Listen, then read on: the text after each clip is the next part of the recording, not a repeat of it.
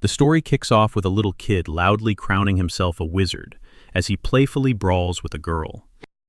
She jumps into the role of a terrifying, magic-snacking monster. In response, he swings his wooden stick and bonks her right on the head.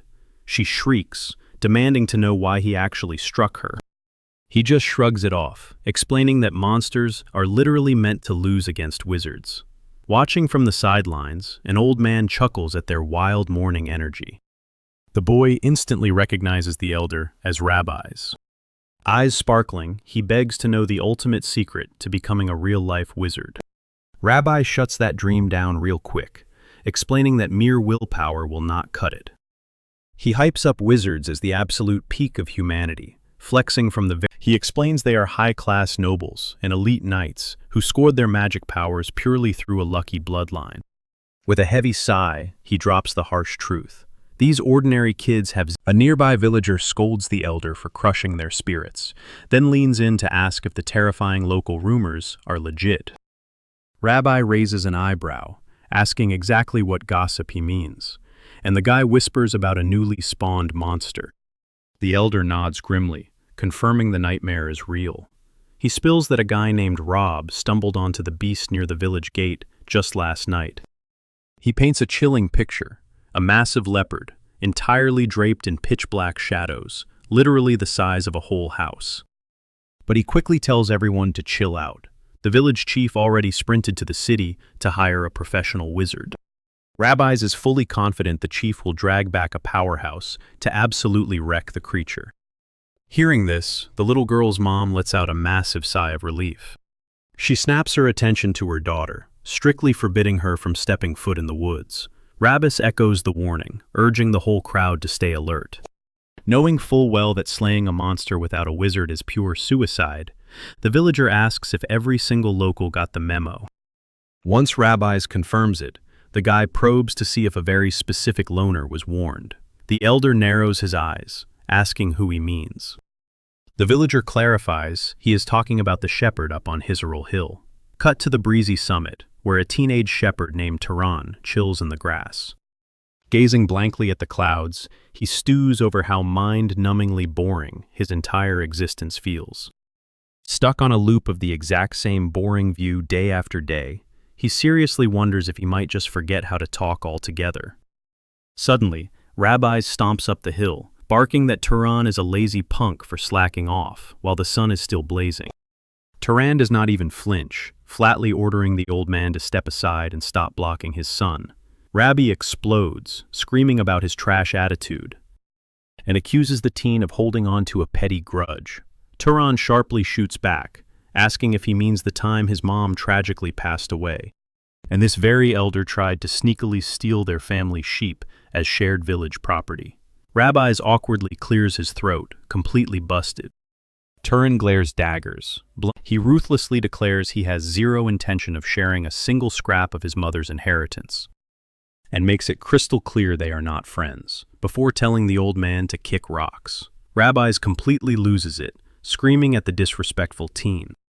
Unfazed, Tehran shoots back a death glare and demands to know what the guy actually... Rabbi's finally drops the bomb about the monster sighting, prompting the shepherd to actually ask for details.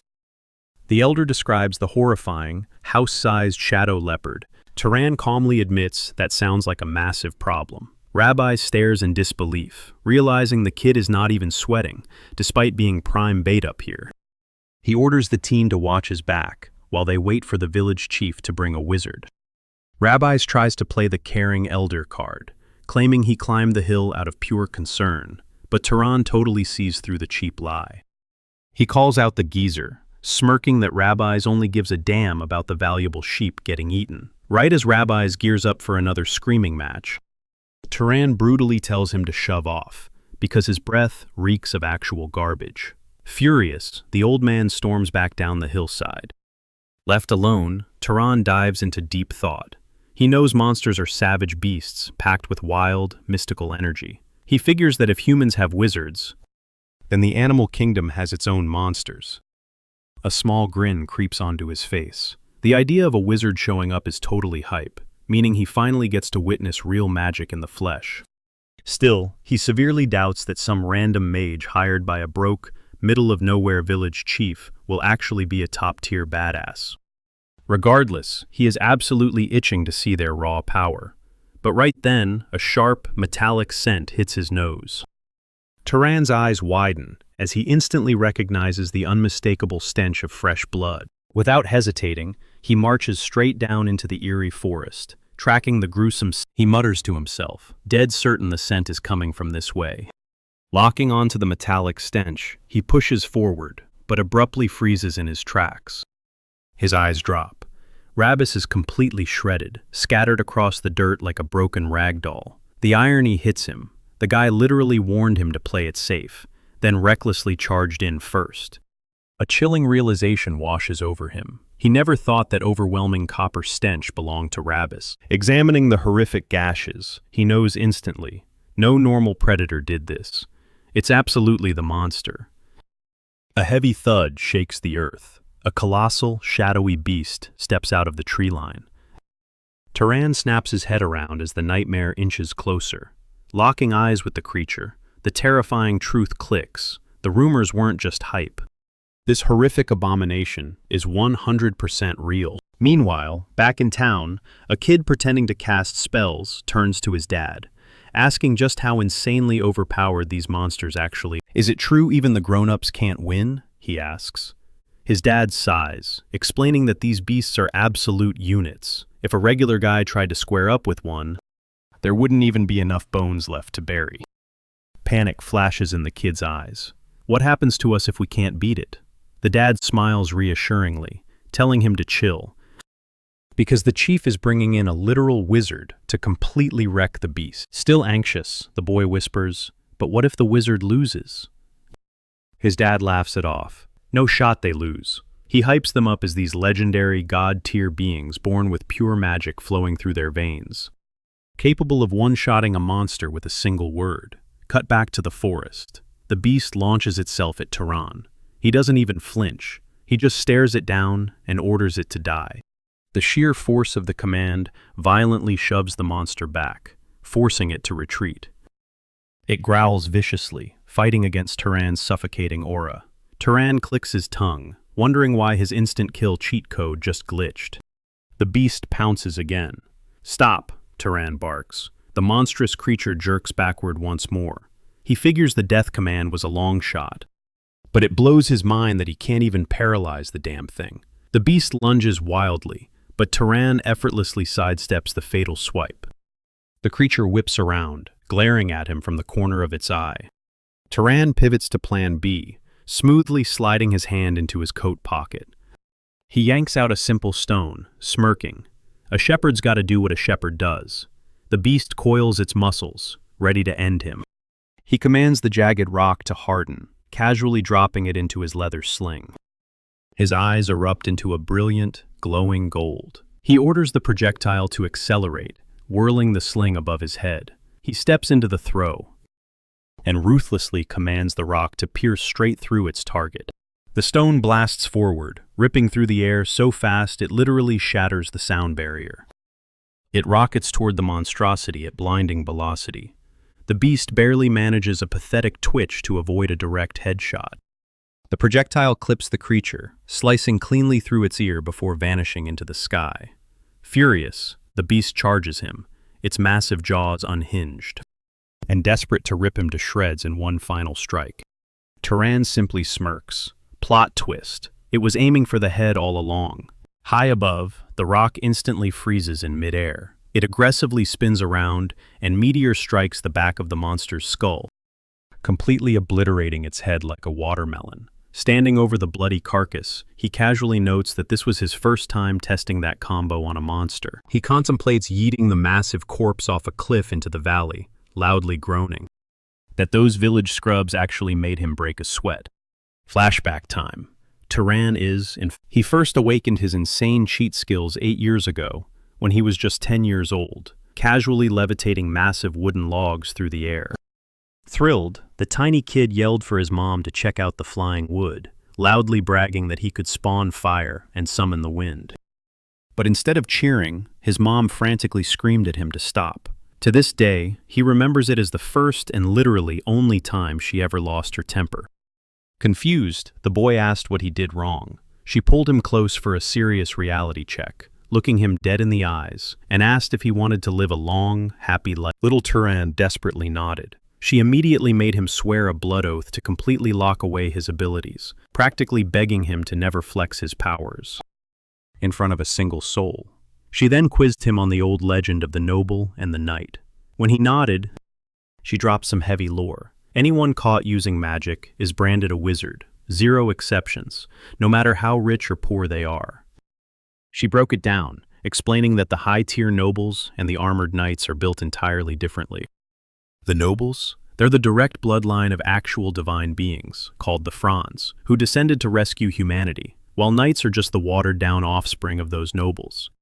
Living undercover among regular humans, the kid nodded, finally getting it. His mom broke it down, explaining that's exactly why the magical world strictly separates wizards into different power tiers. Revealing that his raw strength came from his knight father, she dropped a heavy warning about corrupt aristocrats who treat elite warriors like literal garbage. She made him swear on his life to keep his magic a dead secret. Fast forward 8 years since that fateful day. Turan has fiercely guarded that promise to his mom. He swears he's never going to break that vow. He has absolutely 0 interest in flexing his magic or leaving his mountain sanctuary. Out of nowhere, violent pounding shakes his front door, with voices screaming for him to step outside. Turan kicks the door open to face the angry mob, letting out a massive, bored yawn. He asks if they're seriously trying to pin Rabis's death on him. The furious locals snatch his shirt collar, screaming right in his face that he has 0 shame. They accuse him of jumping Rabis and tossing him outside as live bait for the monsters. Turan stays dead silent, piecing together their toxic little game. He realizes the oldest guy in town died entirely alone, while all these supposed tough guys hid in absolute terror. It clicks. These losers are just using him as a scapegoat to cover up their own pathetic cowardice. One dude swings a wild punch, but Turan casually slips past it. Thinking about how incredibly handy magic is, he brutally headbutts the attacker. He knows that bending reality just costs a little mana. When the next hater rushes in, Turan barely whispers for the guy to just trip. The dude violently eats dirt, and Turan smirks, realizing he doesn't even need to go crazy and blast fireballs. He just microdoses his spells so nobody catches on to his secret. Just enough force to keep them breathing. He promises to absolutely wreck them. Total chaos erupts as the entire squad swarms him. But fast forward a few minutes, and the entire crew is groaning in the dirt, completely destroyed. For 8 long years, he has kept his magical identity locked away.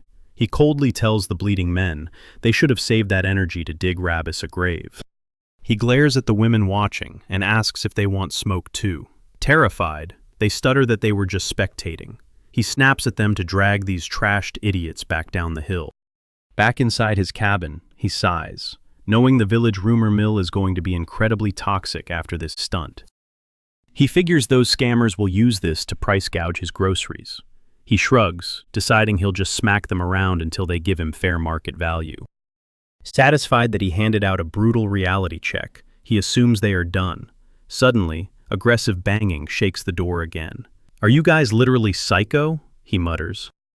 He violently yanks the door open, demanding to know who wants to get dropped next. Instead, a massive, unfamiliar dude is standing on his porch. The stranger quickly apologizes, hoping he could ask for a quick favor while passing through, nervously asking if he totally ruined the vibe. Turan scans the guy, realizing he's a legit wanderer. He instantly chills out, apologizing and explaining that some super annoying locals just tried to jump him. Like 2 seconds ago. Flashbacks of his mom teaching him basic etiquette hit him, and he cringes, wondering if he just sounded way too aggressive. It feels super weird being polite, since he usually just roasts everyone in this garbage village. He eyes the heavy sword on the traveler's hip, wondering what a warrior wants in the middle of nowhere.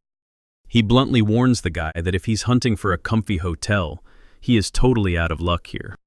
Right on cue, the traveler's stomach lets out an embarrassingly loud, echoing groan. Turan rolls his eyes, lets out a sigh, and waves him inside.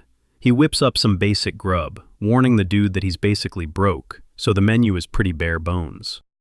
The stranger hypes it up like a 5-star meal, joking that Turan gives off heavy, never left the hometown energy. Turan admits he is dead on. He confesses he's been stuck on this exact mountain since birth, just chilling with sheep his entire life. He points out that this boring ghost town literally never gets tourists. The swordsman studies the kid with an intrigued smirk, dropping a compliment that for an isolated farm boy, his social skills are surprisingly top tier. He figures Turan's folks must have raised him right. Turan softly credits his mom, but admits she passed away from a brutal sickness a few years back. The traveler warmly replies that she raised an absolute boss, and is definitely living it up in some divine palace up above. He gives the kid mad props for the food, while Turan brushes it off, saying he's just honoring his mom's vibe. Flipping the script, Turan asks why a guy like him dragged himself all the way to this absolute middle of nowhere. The swordsman casually mentions he's here to fulfill a specific contract. Curious, Turan asks what kind of gig. The traveler leans in, saying the locals desperately needed someone to hunt down a mutated monster puma. Then, he completely drops a bombshell. He is actually a wizard. Turan's eyes go wide. It clicks. This has to be the legendary magic user the village elder wouldn't shut up about. Smirking, the stranger confirms he's exactly that. The stranger locks eyes with Turan, asking if he can drop a quick question, and the team gives him the green light. The guy straight up admits he can feel some heavy monster vibes lurking around. But there is zero sign of the actual beast. He gives Turan a deeply suspicious look, pointing out how insane it is that this kid knows about the elder and the creature, yet is just chilling. He drops a dark hint. If that thing wanted human flesh right now, Turan would be the main course. He leans in, asking if the boy... He points out that Turan has way too much nerve for a simple farm boy, demanding to know his true identity. Panic spikes.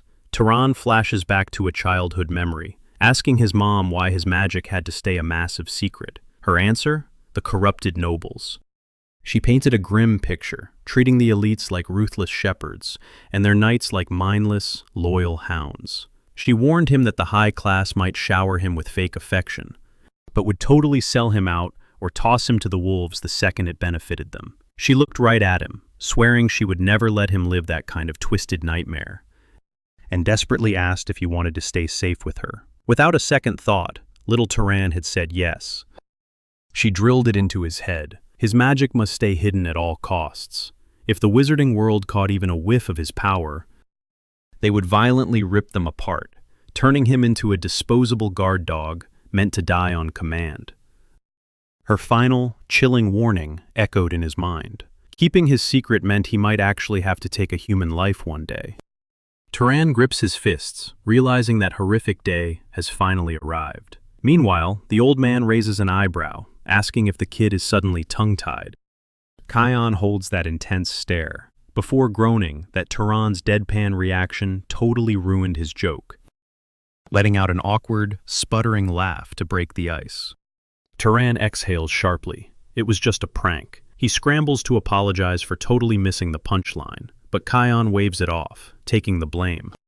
Realizing his dark humor completely rattled the poor kid, Kion silently notes that this is probably the boy's first time ever experiencing a wizard's prank, which is exactly why it sent his heart into overdrive. The drifter chuckles, admitting the kid's horrified face was so priceless that he just could not stop trolling him. Realizing they never even exchanged names, he smiles warmly and says it is a pleasure to meet him. The veteran introduces himself as Kion, a simple nomad. Feeling totally awkward for dropping the ball on basic manners, Turan stammers out his name and calls himself a shepherd. He mentions he is turning 18 this year, making Kion casually drop that he is hitting 75. Turan is low-key stunned. He stares at Kion, thinking the guy looks ridiculously good and barely shows any signs of old age. Reading his mind, Kion reveals a major cheat code.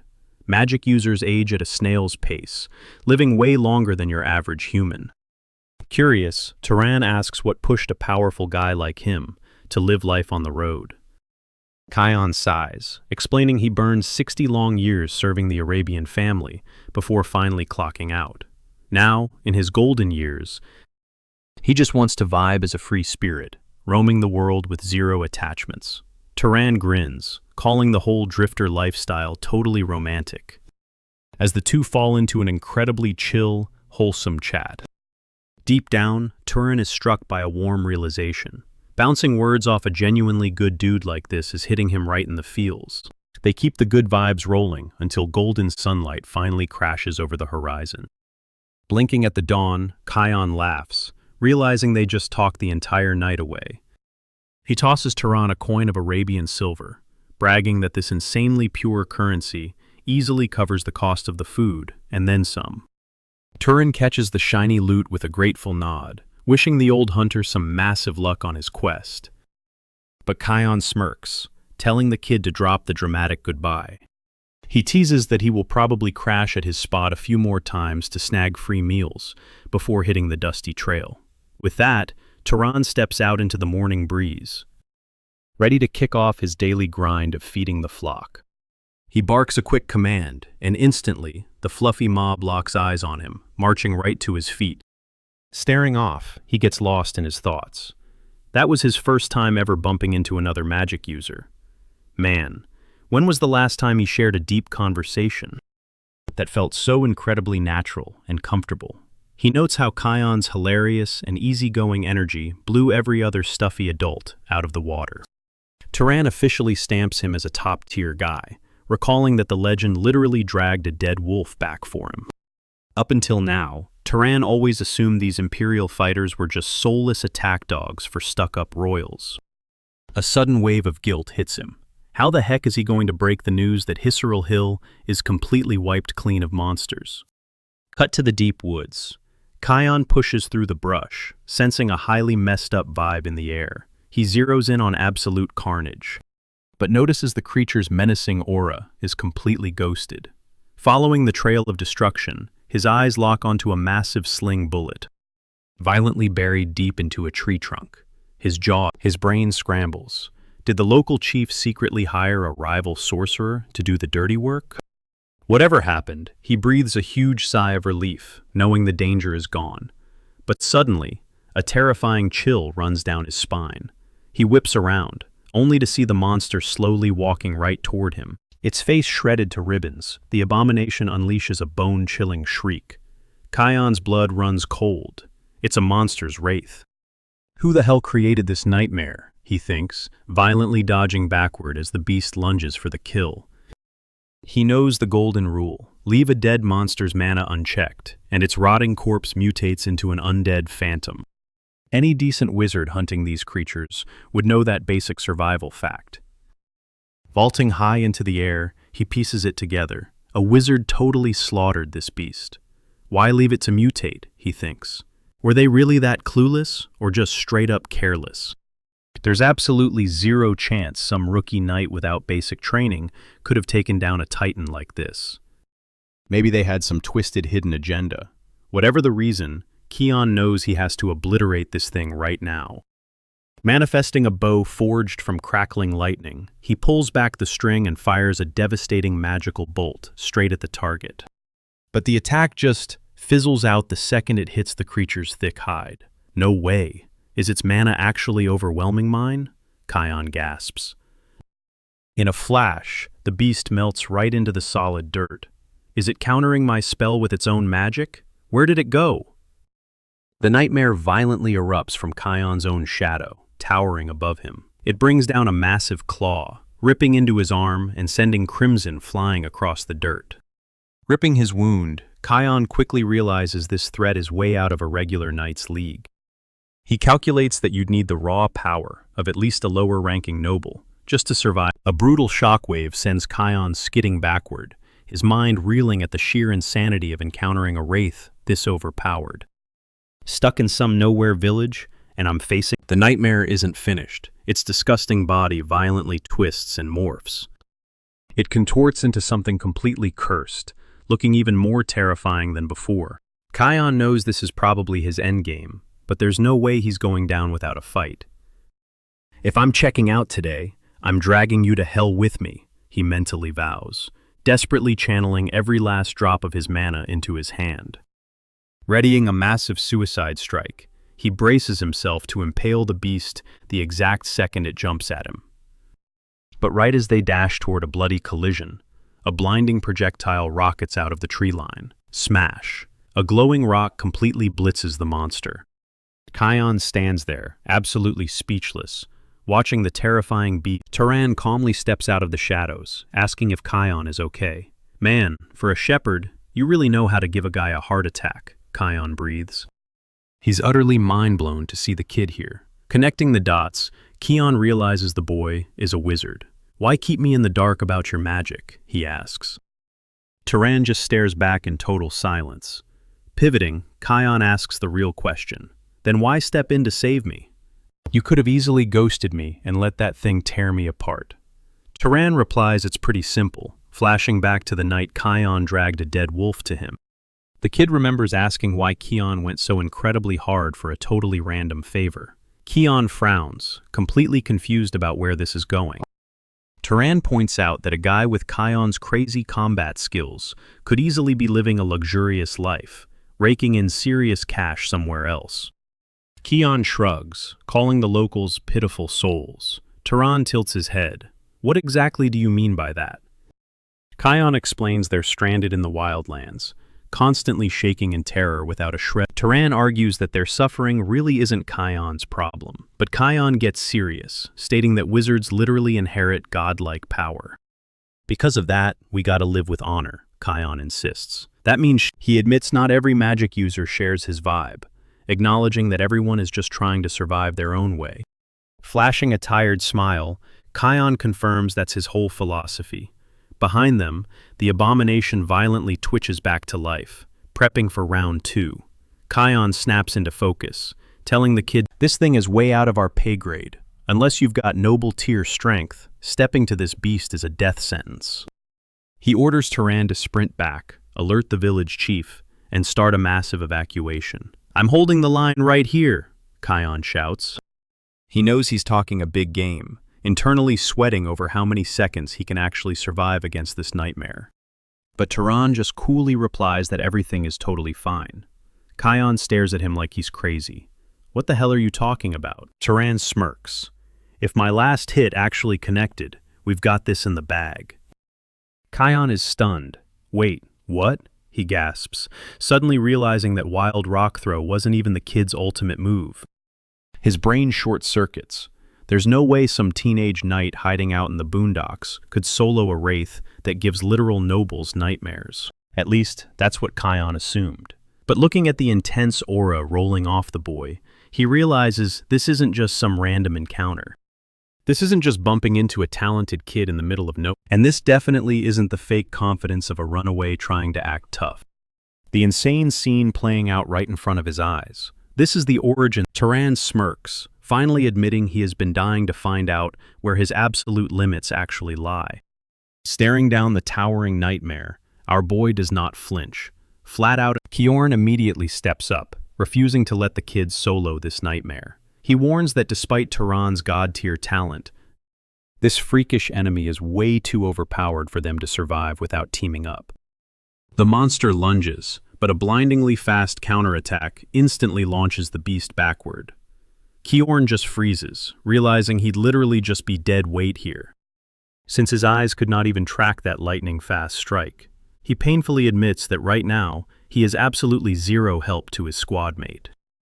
He pivots his strategy, deciding his only real job right now is to help this crazy talented shepherd fully pop off. Cut back to Turan, absolutely holding his ground while unleashing a relentless barrage of strikes on the beast. But reality hits hard. The vibe shifts as he notices his brutal, bone-crushing punches are literally dealing 0 damage. Kiorn screams from the sidelines, shouting that trying to punch a wraith to death is literally impossible. Turan snaps back, demanding to know how he is supposed to wipe this thing out, so Kiorn desperately orders him to use fire or lightning. The kid's eyes instantly ignite with a glowing aura as raw flames burst out. Yet the heat just uselessly deflects right off the creature's armor, making the boy casually point out that the strat is totally flopping. Kiorn's jaw literally drops. He is completely mind-blown that Turan does not grasp the basic law of establishing proper causality, which is a hard requirement for casting magic on another living target, making him wonder if the kid lacks total common sense. The terrifying puzzle pieces click together. He finally realizes Turan was the one who brutally slaughtered the original monster, accidentally triggering its cursed mutation into a shadowy ring. This wild fact forces him to conclude that this overpowered kid has literally never absorbed a single drop of mana in his entire existence. He frantically coaches Turan, screaming at him not to just spark a random fire, but to physically mold the inferno and blast it straight into the target. Even so, Kiorn is totally shook by the sheer, ungodly power the boy naturally possesses. Turan plants his feet, finds his center, and starts channeling a raging heat straight into his palm. Kiorn thinks to himself that while conjuring a basic flame is easy work for any wizard, actually keeping that destructive energy on a tight leash but Turan casually nails it on the very first try, whipping up a massive, blazing fireball. He steps up and absolutely yeets the raging inferno right at the monster. Boom! The blast violently detonates on impact, making the nightmare shriek in pure agony as it literally roasts alive. Kiorn screams at the kid to stay dialed in on the spell, frantically explaining he needs to keep dumping his mana into the blast so the flames do not fizzle out. He aggressively insists that absolutely every single piece of that cursed wraith must be turned to ash. As Turan pumps relentless energy into the attack, his eyes start glowing with a crazy, multicolored aura, making the raging fire roar even deadlier. Kiorn is totally mind-blown that they actually clutched the win, sweating over how unbelievably overpowered that wraith actually was, noting it would require at least a top-tier noble's magic to even survive a fight with it, yet Turan just casually packed it up in seconds. Turan casually asks if the boss fight is finally a wrap, while Kiorn is still internally glitching over the fact that a random mountain boy just pulled off an impossible flex. Kiorn snaps back to reality, desperately warning that to prevent another wraith from spawning, he has to slurp up that leftover mana right now. When Turan asks how the heck he is supposed to do that, the wizard simply tells him to mentally visualize chugging down an energy source straight into his Turan nods, saying bet, and drops his bare hands straight onto the smoky, charred remains. Honing his intense focus, a sick, neon green aura drifts out of the monster's ashes, swirling magically directly into his open palm. Boom! All that raw, unfiltered magic gets sucked up, rushing through his veins like an insane power-up. Turan physically shudders from the rush, and Kiorn casually drops that he is going to experience a crazy, euphoric high. Kiorn shakes his head, swearing he is literally staring right at the kid, and still thinks he is hallucinating, demanding to know if this was honestly his very first time claiming a mana drop. Turan shrugs, completely confirming it. Kiorn then drops some heavy lore, explaining that normally, after your first awakening, your magic level just slowly creeps up as you age. And the absolute best cheat code to level up fast is hunting down monsters or other wizards to literally steal their juice. But since this was Turan's first ever harvest, his base stats are just on another planet entirely. He totally convinces himself that this cracked teenager has to be a secret elite from some high-tier noble bloodline. Kiorn immediately drops into a deep, respectful bow, begging forgiveness for acting like a total scrub earlier, and asks which prestigious family he belongs to. But Turan just deadpans, telling the dude to wipe the crusty blood off his own face before talking. Cut back to the crib, where Kiorn is looking rough with his arm completely wrapped in thick bandages. The wizard starts groveling all over again, intensely apologizing for disrespecting the sheer powerhouse of a kid, cringing at the fact that he actually forced such a VIP boss like Turan to handle all the gritty, dirty work. Turan rolls his eyes, flat out reminding the guy he already stated he is definitely not some high-class elite, spilling the tea that he is literally just a dirt-poor sheep boy who does not even know his own dad. He shoots Kiorn a lethal glare, barking at him to drop the cringy yes-man act immediately. Kiorn nervously nods, begging the scary kid to stop staring holes into his soul. But internally, the older man is sweating buckets, totally baffled as to why a literal god-tier magic user is out here cosplaying. "Look, I'm not trying to throw shade," Kion clarifies, "but playing the humble shepherd just doesn't fit you." Turan fires back, revealing it was his mother's strict demand, a promise she desperately clung to until her final breath. Intrigued, Kion presses the boy to spill the details, and Turan paints a grim picture of how the elite nobles operate down in the valleys. He drops the hard truth. If those aristocrats ever catch wind of his wizard powers, they'd exploit him as a living weapon, only to toss him aside once he's broken. Hearing this, Kion realizes the kid's mom was incredibly sharp. This totally catches Turan off guard. He fully expected the knight to roast her for being insanely overprotective. Instead, Kion admits she actually had a solid point. He heavily sighs, reflecting that wizards wield god-tier magic, and that kind of overwhelming firepower acts as an absolute magnet for bloodshed. Kion's gaze darkens as he flashes back to a massive, blood-soaked turf war just over 20 years ago. He breaks down the brutal clash between the House of Arabian, the very banner he bled for, and the ruthlessly powerful Great House of Zahir. The death toll was absolutely catastrophic. Out of the roughly 3,000 elite, more than 900 were wiped off the map. He solemnly reflects on how nearly a third of their entire force was completely decimated. And the most gut-wrenching part? Every single person he actually cared about was trapped in that slaughtered third. Memories flood his mind. His best bro Denver, his strict mentor Hartman, and his deeply beloved wife and son, all of them brutally butchered by Zahir's forces. Swallowing his grief, he concludes that Turan's mom was entirely justified in hiding, because in this twisted reality, a knight's life can get snuffed out even faster and more pointlessly than an ordinary peasant's. But he instantly pivots, making it crystal clear she was dead wrong about one massive detail: Turan's insane, raw talent. Kion heavily sighs, admitting it stings his pride to say, but he's actually a seriously elite knight with top-tier combat skills. Yet, Turan effortlessly obliterated a nightmare wraith that had Kion entirely on the ropes. Staring right at the kid, he drops a bombshell. His potential isn't just stuck at the knight level. He easily hits the noble tier at the bare minimum. Honestly, even compared to those elites, he's flexing seriously heavy-hitting, upper-tier aptitude. Frowning, Turan straight up asks if his mom lied about his dad being a regular knight. Kion shakes his head, explaining the wild genetic lottery. Sometimes, absolute duds are born into pure-blood noble families.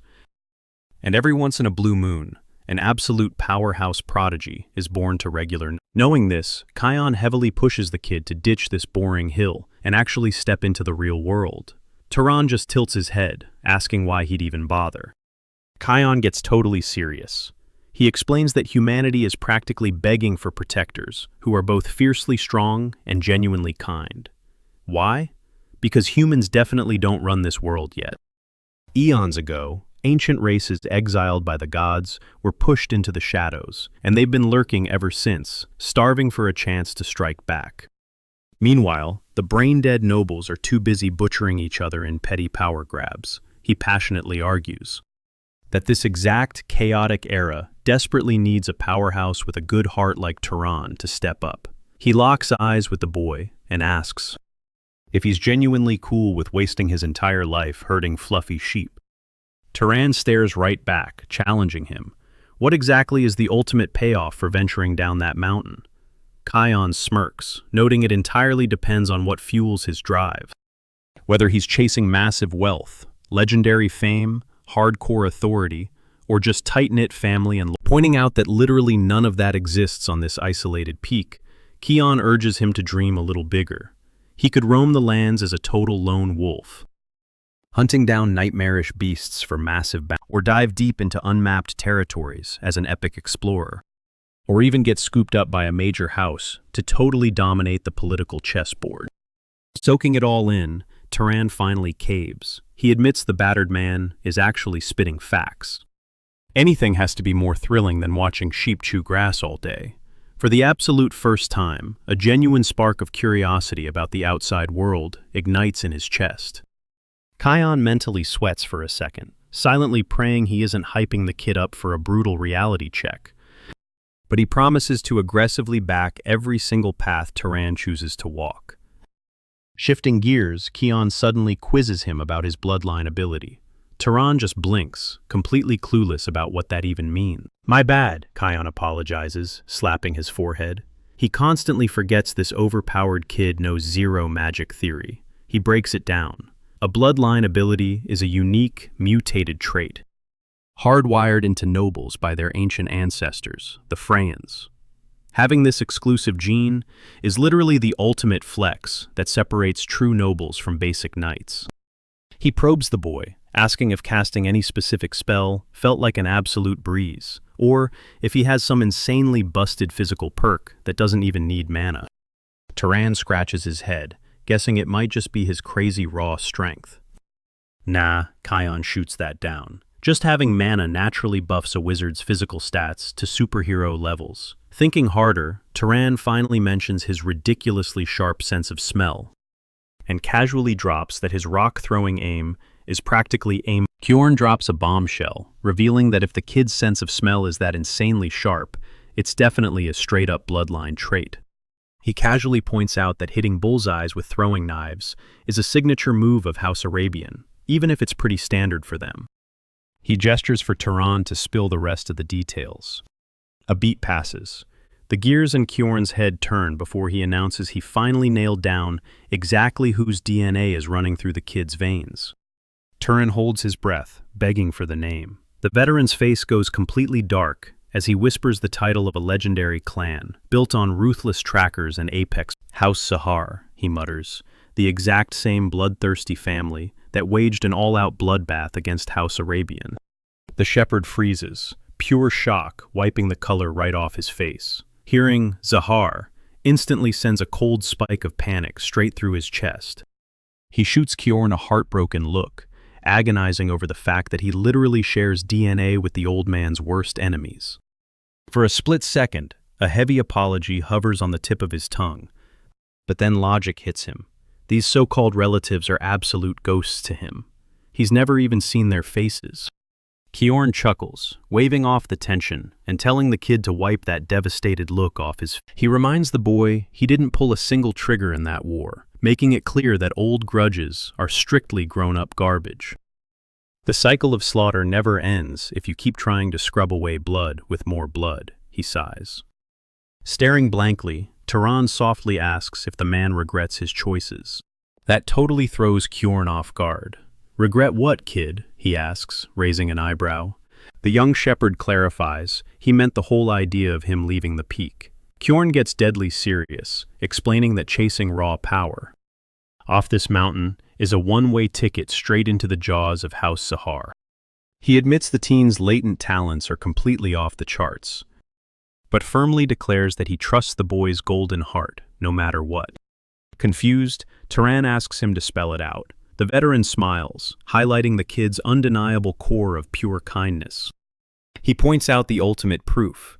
Turan risked everything to drag him back from death's door, exposing a secret he'd buried his entire life just to save us. Kjorn then drops a wild theory. What if a genuinely good guy like him actually infiltrated House Sahar and climbed up the ranks to the very top? With that kind of influence, maybe he could shatter the cycle and stop another massacre from ever happening. But then the man waves his hand, telling him not to stress over it. Like it's a life or death exam just yet. After all, he hasn't officially signed his soul over to the clan. Suddenly, Turan's eyes flashed with absolute resolve. The fog in his mind is gone, and he announces he's ready to finally hike down and face the real world. Kjorn gives a proud nod, praising the gutsy move, but the teen immediately shuts down any rush. He makes it crystal clear he's not bailing out today. He's only packing his bags once the old man's gaping wounds are fully patched up. Kjorn can't help but chuckle at how painfully sweet that is, brushing off his injuries as mere paper cuts, while secretly marveling at what an absolute legend of a kid he really is. Cut to later, inside the cozy cabin. Kjorn shifts into teacher mode, breaking down the absolute golden rule of this world. 0 mana equals 0. He explains that's exactly why people hype up mana as the ultimate god key to limitless power. The kid tilts his head at that insane title. Kjorn quickly bursts that bubble, clarifying it doesn't actually make you a literal god, and that every single spell demands a specific, exact price in mana. When Turan asks how you even measure that cost, Kjorn smirks and dives straight into the heavy lore. He lays it out simply. How insane a spell is to pull off boils down to three massive pillars: genetics, vibe, and butterfly effect, or officially, bloodline, affinity, and causality. He breaks down the first one, stating your DNA dictates, the magical jackpot you're born with, which is basically the cheat code for every rich noble who doesn't swing a sword. He squints at the boy, guessing out loud that casting a healing spell would be insanely brutal for him, waiting for the kid to correct him. Turan nods, admitting he's totally right. Kjorn uses that to pivot, bringing up the freakish healers of the Ravasta clan. Down south, those guys can literally knit flesh back together without studying a single day in their lives, just because it's baked right into their DNA. Moving on, Turan asks what the deal is with affinity. Kjorn snaps his fingers, calling it pure muscle memory. It's the simple logic that a wizard is way more OP when casting spells that match their personal style or daily habits. A light bulb goes off for Turan. He realizes it's exactly why blasting that fireball felt identical to hurling a rock. Kjorn points right at him, yelling, "Bingo!" He adds that just trying to spark a generic flame wouldn't have packed even half that insane speed or explosive punch. Then, he leans in for the final rule. Causality. The absolute heaviest and most game-changing factor of them, even if the old man admits it's a total mind-bender for him too. Looking dead into the boy's eyes, he drops a chilling question. What exactly would happen if you tried to straight-up murder me right now? Turan guesses that if he just dumped mana into a spell, his head would probably just glow like a cheap light bulb, and that would be it. Kjorn points out that is the exact backfire you get when you completely ignore the law of cause and effect. He breaks it down. You cannot just cheat reality without paying the toll to get the result you want. Or when the target is just insanely out of your league. Letting that sink in, Turan finally starts wrapping his head around how this whole causality thing actually works. He realizes that if he wanted to assassinate Kjorn, spamming mana to just wish him dead would not cut it. He would have to craft the actual killing blow, like sparking up a massive fireball and blasting it right at him, which bends the rules of reality way less than just making a guy spontaneously combust. Kjorn snaps his fingers, telling the kid he nailed it, secretly thinking, Turan really missed his calling as a hardcore scholar. Flexing a bit, Turan mentions he can already mind control regular animals like puppets, so he wonders, why the hell would mutated magical beasts be any different? Kjorn hits him with the harsh truth. It is their sheer mana pool. The two keep dropping lore, completely unaware a random sheep is literally listening in. Turan groans inwardly, realizing magic is insanely complex, but Kjorn drops some mentor wisdom. A top-tier sorcerer does not just blast raw power. They master the physics and the battlefield context behind every spell. Curious, the young shepherd asks if his own dark lineage, the infamous House Zahar, is packing any hidden racial abilities. Kjorn reveals his clan is legendary for dead silent stealth and lethal tracking, daring the kid to test it out right then and there. Never one to back down from a challenge, Turan locks in. Shutting his eyes tight, he forcefully visualizes erasing his entire existence from the world. No footsteps, no breathing, absolute zero presence. His physical body literally glitches out of reality. He whispers out, asking if he pulled it off. Kjorn is utterly paralyzed, staring at thin air. He stammers out that it was a flawless success, his eyes sweeping the violently empty room with a sudden, heavy wave of melancholy. Turan's silhouette bleeds back into the light. Kjorn takes a deep breath, admitting it has been ages since he witnessed that terrifying trick. He shudders, acknowledging how insanely broken it is. Back in the blood-soaked days of the war, that exact shadow walk gave the elite Arabian Knights absolute nightmares. Turan is hyped, thinking he just unlocked an absolute cheat code. But Kjorn immediately bursts his bubble, warning him it is far from God tier. Still, he steps up, promising to personally drill the kid in high-level magic conditioning. Turan squints at him, Why is this guy acting so buddy-buddy and leaking secrets to a literal enemy bloodline? Kion does not hesitate, clapping back that the kid literally dragged him from the brink of death. He stakes his pride on the boy's good heart. Cut to later, some dusty, bald village elder gets up in Turan's face, sweating over the fact that the kid is actually liquidating his entire flock. The guy starts hyperventilating about the kid bailing on them. He whines about who is going to play shepherd now, furious that Turan made this massive executive decision without bowing to the village heads first. Turan hits him with a cold stare, basically telling them that finding a new babysitter for the sheep sounds like a them problem. He brutally reminds the old man that his property is exactly that, his. He throws down an ultimatum. Either cough up a premium price right now, or he just opens the pens and walks away. He gives them full permission to chase down the fleeing animals, but smirks, predicting it is going to be an absolute nightmare to catch them. The chief grits his teeth. He knows this icy kid is not bluffing for a second. Realizing pushing his luck would end in disaster, the elder caves. He grumbles a surrender, slapping a heavy, clinking bag of coins into the boy's palm. With their bags packed and hitting the road, Turan suddenly stops. He calculates that these cheap villagers still owe Kion massive hazard pay for the chaos. He strongly considers kicking the door back down to collect, but Kion waves it off, refusing the cash since Turan was the one who actually scored the monster kill.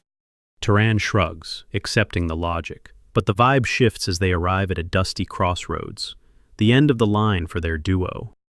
Kion gives him a heavy look, apologizing for shooting down the party-up invite. He just operates way better as a solo player. Swallowing his disappointment, the boy nods in respect, throwing Kion a massive thank you. Kion tells the kid to stay sharp out there. Turan smiles softly, praying their paths cross again under better skies. He stays frozen there, eyes glued to the night's fading silhouette, until it is just a speck. It hits him out of nowhere. The real reason he hated the night acting so formal with him was deeply personal.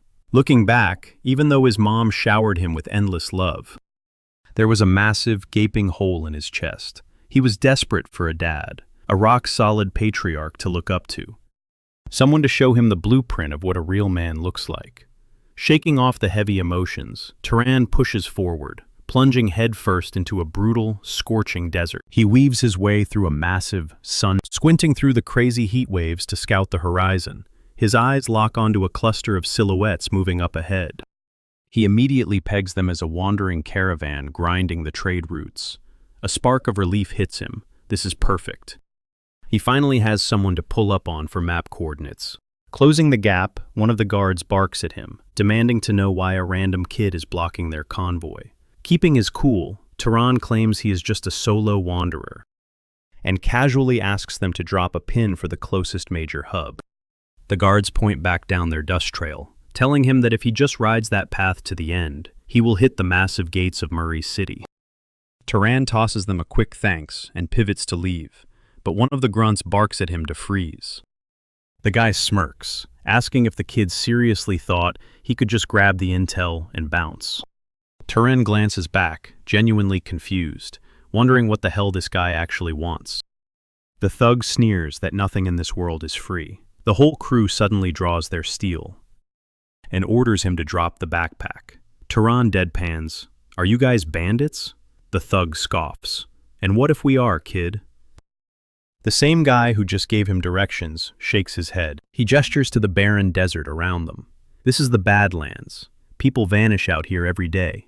He levels his blade right at Turan's chest and orders him to strip off the bag and the cloak while they are still asking nicely, because butchering him and looting his corpse would just get blood all over the gear. Turan connects the dots. These aren't just thieves. They are cold-blooded killers. His mind flashes back to his brutal training sessions with Kjorn, honing his magic and absorbing every single lesson his mentor drilled into his head. Channeling Kjorn's energy, Turan coldly announces that these guys just volunteered to be his new target practice. The whole squad bursts out laughing, mocking him for trying to sound like some legendary mage. Turan simply thrusts his palm forward. Boom! A massive shockwave of wind launches the thugs, soaring through the sky like ragdolls. He analyzes the spell mid-combat, realizing that manipulating existing air currents with his physical movements drains way less mana than spawning wind out of nothing. He is honestly shook that he could conjure a literal hurricane with just a tiny drop of magic.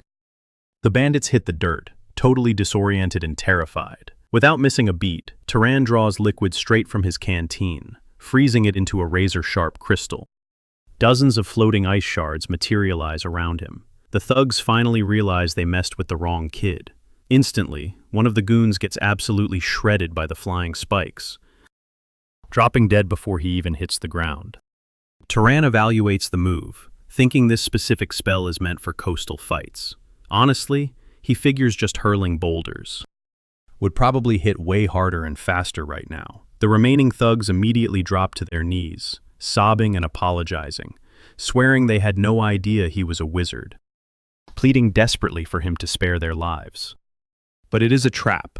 The boss is just stalling while the rest of the crew silently flanks Turan from the shadows. Turan does not even look back. He casually stomps his foot into the dirt, triggering massive sand spikes to erupt beneath the ambushers, skewering them all in one brutal strike. The gang leader is left frozen in pure shock, his jaw practically. He stares at the mangled bodies of his crew, muttering in absolute disbelief that this has to be a nightmare. Turan coldly states he has one single question. The terrified boss scrambles, swearing he will spill whatever the kid wants to know. Turan asks why they jumped him so recklessly. He points out that any solo traveler, wandering the desert, could easily be a high-level sorcerer. Trembling, the leader stammers out the pathetic truth. It was because Turan bowed to them. He explains that even when they were acting incredibly toxic, the kid still showed respect and greeted them politely, making him look like an easy target. Turan nods, thanking the thug for dropping a legitimately valuable life lesson. A wave of relief washes over the bandit's face as he nervously asks if he is actually off the hook. But silently, a sphere of water starts condensing right above the man's skull.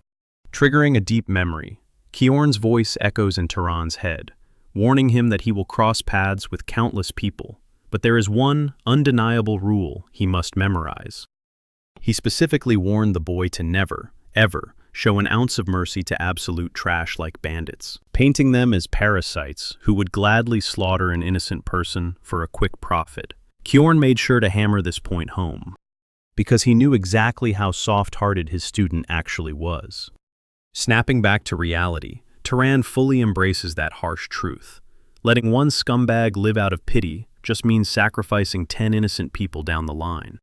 So he executes the leader without a second thought. Shaking off the moment, he realizes he has wasted enough time here. The heavy wooden cart the gang had been hauling gouged deep, obvious tracks straight through the dunes, giving him a perfect map. As he hikes down the dusty trail, one heavy reality stays burned into his brain. He just took human lives. A wave of guilt hits him hard, but he forces himself to remember they left him zero choice. Kiorn's gritty warning replays, reminding him that these monsters rob and execute travelers for fun. And if they breathed, they would just keep hunting the weak, much like the deep wagon ruts fading into the wild desert grass. The storm inside Turan's chest slowly calms down, anchored by his master's cold but necessary wisdom. Stepping over the horizon, a whole new world opens up in front of him. He finally looks down upon the sprawling city of Murray. It's a complete 180 from the sleepy village he grew up in. The sheer beauty of the place blows him away, and with the streets absolutely packed, he realizes he's never seen a massive crowd like this before. Even the towering buildings look nothing like the rustic shacks back home. The reality finally hits him. He has officially stepped into the big leagues. He strolls over to a local vendor, who flashes a greedy grin and asks what he's looking to buy. But Turan shoots him down, saying he isn't buying anything. His mind flashes back to Kihon's advice. Whenever you hit a new city and need to crash, always track down a local tavern or inn. Instantly, the merchant's fake smile drops, and he barks at Turan to scram if he isn't buying any fruit. Turan blinks, totally baffled by the sudden hostility, wondering if paying a fruit tax just to ask a question is some unspoken city rule. Sighing, he points at a random piece of produce and asks for the price. The grumpy merchant grunts, demanding 2 dupit. When Turan asks what the heck a dupit is, the vendor rolls his eyes, sizing him up as some clueless country bumpkin, but mutters that regular coins will do the trick just fine. Slapping a coin onto the stand, Turan finally demands directions to the nearest inn. Snatching the cash, the guy points him straight toward the most massive lodge in town. The second he walks through the doors, a sultry receptionist named Lena greets him, immediately flirting and calling him a total catch. Ignoring her charm, he gets straight to business and asks for the nightly rate, to which she replies it's 16 dupit. He instantly books the room, but quickly adds that he needs some intel. He casually asks if there are any wanted monsters lurking nearby, leaving Lena totally stunned by the random, dangerous question. In his head, Turan is already scheming.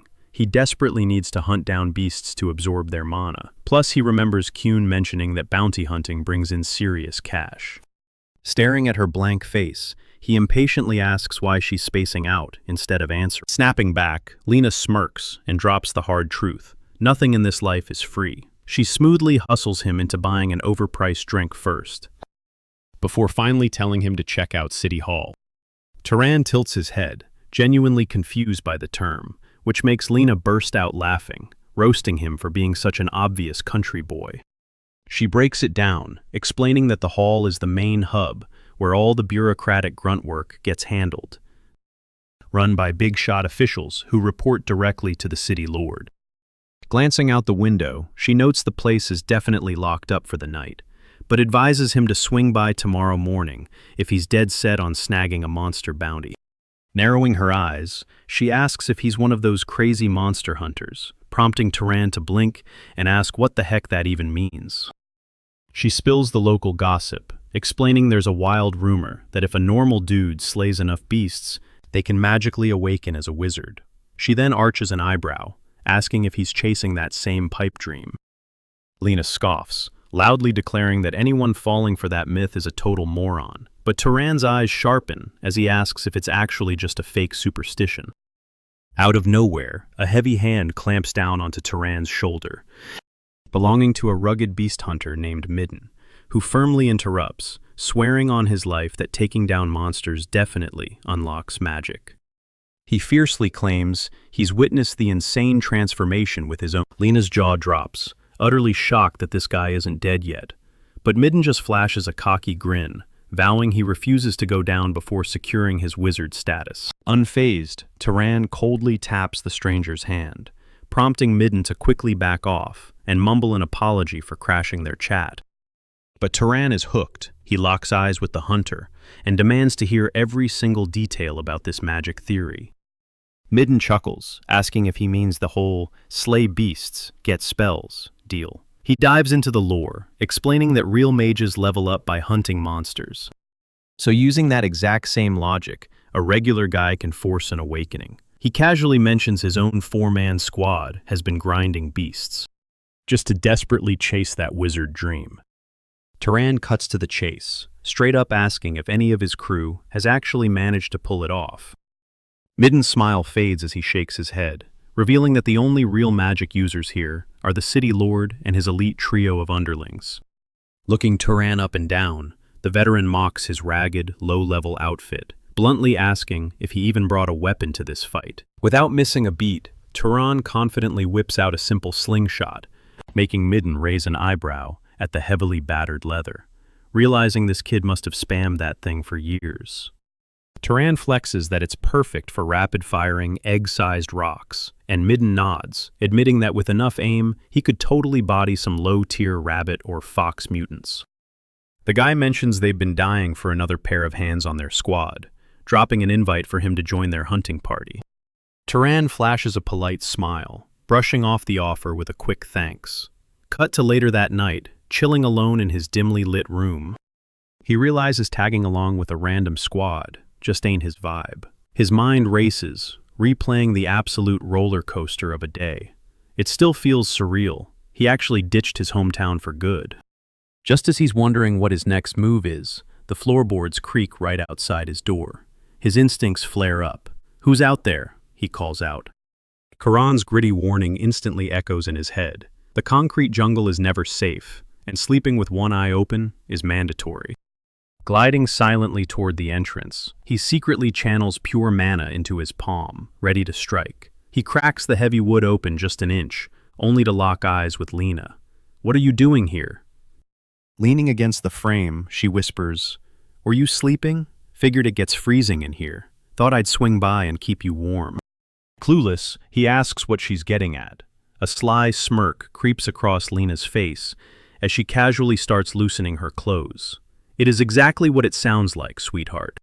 The kid is genuinely lost in the sauce, demanding to know what that even means. Without missing a beat, she drops the business pitch, for a handful of coins. She's down to make any of his wildest dreams come true. But Turan just blinks and fires back. "What if there's literally nothing I want?" She rolls her eyes, telling him to quit the cap. "I can read that face of yours like an open book," she teases. Except Turan's expression instantly goes stone cold, reaching absolute zen mode, leaving Lena completely stunned. Another one of Karan's explosive rants hits him. Never, ever fall for the ultimate thirst trap. The old-timer had aggressively drilled into his skull to always dodge the late-night tavern girls. Why? Because almost all of them carry some seriously nasty, lingering hidden sicknesses. Karan had bragged that his generation had iron immune systems to tank it. But if a rookie like Turan slipped up, he'd definitely and worse, he'd end up passing that toxic gift along to his future girl. The golden rule? Never let a moment of weakness lock you into a lifetime of regret.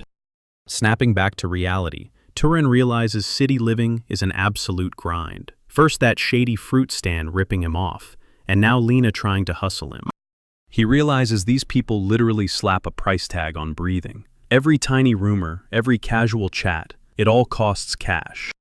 He shakes his head, concluding this concrete jungle is brutally cold-blooded. But suddenly, muffled voices catch his attention. It's Midden's crew, grilling their boss through the thin walls. They're demanding to know why on earth Midden tried to recruit that random kid earlier. One of the grunts aggressively points out that Turan looked dead weight, completely useless in a real fight. Another thug laughs in agreement, plotting that the arrogant little punk would have made the perfect meat shield to distract the monster. But Midden shuts them down instantly. He drops the tough guy act, admitting the kid just gave him massive flashbacks to his own rookie days. The veteran figured that keeping the boy close under his wing was the only way to guarantee he'd actually survive the week. His squad just groans, calling him way too soft for this ruthless gig. Leaning against the wall, Turan cracks a genuine smile. Maybe this harsh city has a pulse after all. Fast forward to sunrise. He strides right into City Hall, where a bored clerk sharply asks what he wants. Turan asks if he's speaking to an official. The suit hits him with a massive side eye, snapping, "What else do I look like?" Without flinching, the young shepherd casually drops that he's here to slaughter monsters. The clerk freezes, completely caught off guard. Right then, Karan's brutal life lessons echo again. The real world owes him absolutely nothing. Turan flips that logic in his head, giving a slow nod. Honestly, he's right. Why should anyone roll out the red carpet for a nobody? But the old master had handed him the ultimate cheat code for instant respect. The hack is dead simple. Just flex your status as a wizard. Drop that title and watch every normal civilian fold instantly. The official reluctantly slides a target bounty across the desk, strictly warning him that it's top secret. "Memorize it and hand it back immediately," he barks. Squinting at the sketch, Turan asks if it's some sort of mutated crow. The clerk sarcastically fires back, asking if it looks like a house cat to him. He practically rolls his eyes, stating the obvious. But there's a massive catch. If he actually manages to secure a kill, he's heavily required to drag. Why? Because they desperately need a certified wizard to drain the lingering magic, stopping the corpse from mutating into a bloodthirsty wraith. The suit leans in, his voice dropping ice cold. If he kills a beast and ditches the body, the city law will literally put his head on a chopping block. Turan's eyes darken. He knows the horrific fallout of a wraith awakening all too well. There is zero chance he's letting history repeat itself. Switching gears, Turan casually questions why the elite royal knights aren't out there doing. The official scoffs, laughing in his face. Those high-class warriors don't have a single second to waste. He aggressively clarifies that a knight's sole purpose is locking down the city streets and protecting the elites. Slaying nightmarish monsters out in the wild? That's suicide work reserved for expendable street rats just like him. Without a word, Turan turns his back and walks out. Watching him leave, the clerk mutters under his breath, completely convinced they're just going to add an... Cut to a few hours later. The doors violently kick open, and Turan strolls right back in, casually dragging a mass. The whole room freezes. Jaws hit the floor, as the crowd stares in pure, unfiltered shock. Whispers erupt. How the heck did he drag that thing back so crazy fast? And more importantly, did he actually solo this? Turan barely blinks. He just nods, totally unbothered, and casually asks if they are ready to hand over his well-earned bounty. Stuttering in disbelief, the clerk scrambles over himself to fetch the boy. He shoves a heavy pouch of coins into Turan's hands, urging the kid to finally catch some sleep. Meanwhile, the guild staff are totally geeking out over the pristine condition of the kill. Even the monster's fragile wings are completely untouched.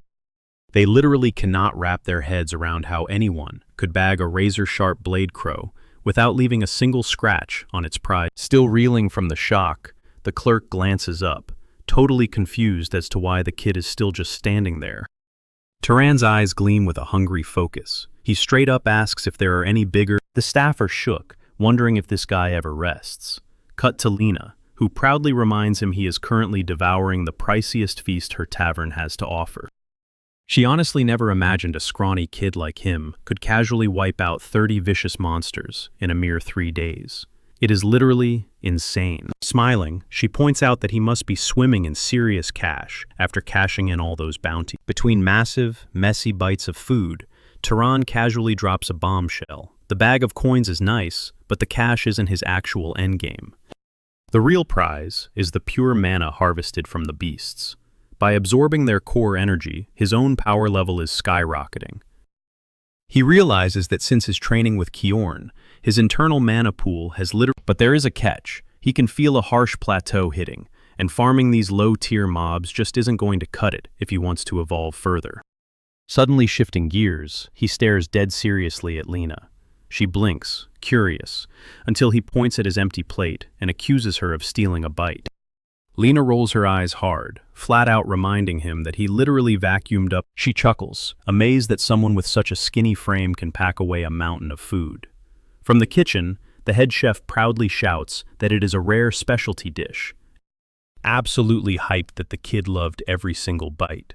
Turan nods, praising the incredible flavor, but the second he stands up to dip out, the vibe instantly sours.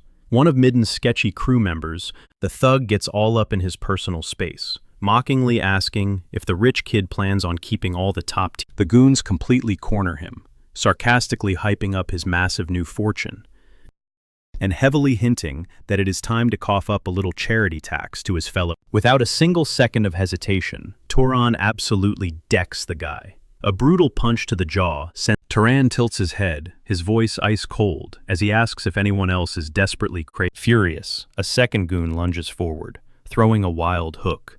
Turan effortlessly slips the sloppy punch and completely flattens his nose. The last idiot charges in, swinging a heavy wooden chair right at Turan's head. Our boy blocks the heavy wood like it is nothing, then calmly raises 2 fingers and delivers a humiliating, skull-rattling. Panic flares in Lena's eyes as she screams at the top of her lungs, desperately begging them not to trash her beautiful tavern. Fast forward, and a visibly sweating Midden is bowing in deep apology. He swears he beat some sense into his crew and promises the disrespect will never happen again, awkwardly admitting his squad has been struggling to scrape by lately. Seeing Turan rolling in major dough just triggered some toxic jealousy. He aggressively forces his 2 battered men to bow their head. Turan raises an eyebrow, asking if their pockets are really hurting that bad. Midden sighs, confessing their hunting grounds have been severely restricted. They are literally facing eviction from their cheap inn, but Midden grimaces, insisting they will handle their own mess. That is when Turan casually pulls out a fat bag of coins and tosses the entire fortune right at him. Midden is absolutely stunned, asking why the heck he would do that. Turan simply replies that he always repays his debts, flashing back to when Midden genuinely worried for his safety and actually tried to invite the rookie into his party. Shocked, Midden stammers, wondering how Turan overheard that private chat. Turan just smirks, making it crystal clear that this cash isn't free. He wants some high-value intel in exchange. Midden busts out laughing, completely relieved.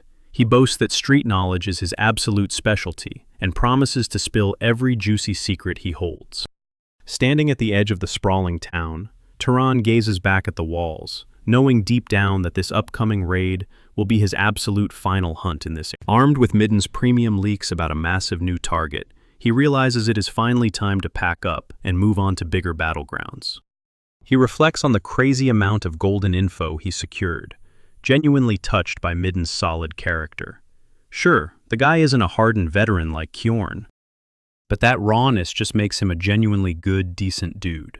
Suddenly, Turan freezes. His adrenaline spikes, and he violently sprints toward the terrifying scent, praying to God that his dark intuition is completely wrong. Tearing through the dense jungle, his eyes lock onto fresh, brutal slash marks scarring the ancient trees. His stomach drops as he glances down, discovering ripped wide open with a horrific gash across his chest. Turan instantly recognizes the guy. He rolls with Midden's crew. His gaze shifts, landing on a brutal sight. Midden's lifeless body sprawled out, with the exact coins Turan had handed him. Everything is just completely soaked in a massive pool of blood. A chilling thought races through his mind. What on earth wiped them out? He stares down at Midden's remains, then shifts his focus to the lone survivor, clinging to his last breath. The dude is violently gasping, desperately trying to... He barely chokes out a single word. Rabbit. Turan just tilts his head, totally baffled. A rabbit? He asks. But the dying guy finally pushes through the pain to clarify. Not just a rabbit, a mutant rabbit monster. Turan whips his head around, his eyes locking onto a nightmarish beast actively devouring another crew member. The creature snaps its neck toward him, piercing Turan with glowing, blood-red eyes. He barely gets to his feet. Before the psycho beast launches itself at warp speed, Turan narrowly sidesteps the blitz, letting the monster slam headfirst into a massive tree, absolutely obliterating the trunk on impact. He breaks into a cold sweat.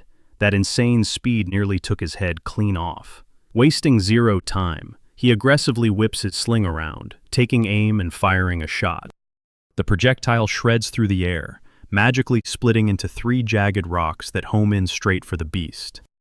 But this absolute unit of a monster effortlessly swats them away like flies. Turan clocks it immediately. This freak of nature has massive experience countering ranged attacks. The creature drops low, winding up for another lethal charge, but it violently skids to a halt, completely mind-blown when Turan just poofs out of existence. Now totally blind to its target, the beast hesitates. Huge mistake. Turan materializes right in its blind spot, gripping a deadly dagger, and plunges the blade deep into the monster's thick neck. Turan instantly leaps back, weaving his cloaking magic to fade away. The monster frantically swipes at empty space, but he is already a ghost, leaving the beast to furiously slash a nearby tree in half. Now, this mutant rabbit is seeing red. It goes on an absolute rampage, violently shredding every piece of timber in sight. Finally, it burns through its stamina, collapsing and letting out a blood-curdling shriek. Bleeding out rapidly, the creature's legs give way, crashing dead into the dirt. Turan literally just rage-baited this boss-level threat straight to the grave. Dropping his stealth mode, he calmly swaggers over to the mangled carcass. He extends his palm over the beast, instantly siphoning all of its raw, crackling mana. He feels a crazy surge of power flowing in. It hits way harder and is massively denser than the energy he pulled from that leopard freak. Back in his very first battle, meanwhile, the half-dead survivor is watching wide-eyed, completely shook that Turan is actually a legit wizard. Turan gives a chill nod to confirm it, prompting the guy to choke out. Why on earth would you hide that kind of flex? Brushing off the question, Turan leans in, asking if anyone in their fallen squad has mementos he needs to deliver back to their families. Tears instantly stream down the broken man's dirty face. He weakly mutters that he has absolutely nobody left, staring over at Midden's corpse with crushing, heartbreak. A flashback hits Turan. He remembers Midden hyping up this massive, legendary metropolis nearby called Aurum. which supposedly housed this ultra-rare spot known as a library. In the memory, Turan looks totally clueless, asking what a library even is, and Midden grins, explaining it holds literal. Midden then casually points out that the exact second he dropped the word books, Turan's eyes literally lit up with hardcore. Playing it off, Turan mutters, "Did I really?" But Midden drops a reality check, saying that walking into this place is heavily gate-kept. Turan frowns, asking how the hell he is supposed to get access. Midden chuckles, revealing that this VIP club is strictly wizards only. Turan just nods, a razor-sharp look in his eye. He tells Midden his mind is officially. A confused Midden asks what he is planning, and Turan confidently declares he is heading straight for that mega city. Snapping back to reality, Turan stands silently over the freshly dug graves of the entire crew. He softly wishes them peace in the afterlife, before turning his back to walk away. Cut to some time later, Turan is chilling in a massive queue, feeling low-key embarrassed. He actually cringes at how impressed he used to be by that tiny starter town, Murray. Standing right at the gates of Orem, the sheer, towering scale of this place blows his mind. Judging by the insane architecture, he never expected the endless sea of people waiting just to get inside. His eyes lock onto the heavily armed guards, and he starts sweating, wondering if they are running a hardcore scan for wanted fugitives. Makes sense though. A top-tier city like this obviously runs a heavily optimized security system. Suddenly, a guard barks at him to freeze. Turan tenses up, asking what the problem is. The guard smirks and flat out rejects his entry, purely because his fit is absolutely crusted in grime, telling him to literally wash up before stepping foot inside. Fast forward, our boy cleans up, sneaks his way in, and ends up staring at a colossal, mind-bending tower. It clicks immediately. This has got to be the legendary library Midden was hyping up. The sheer aura of the building is suffocating.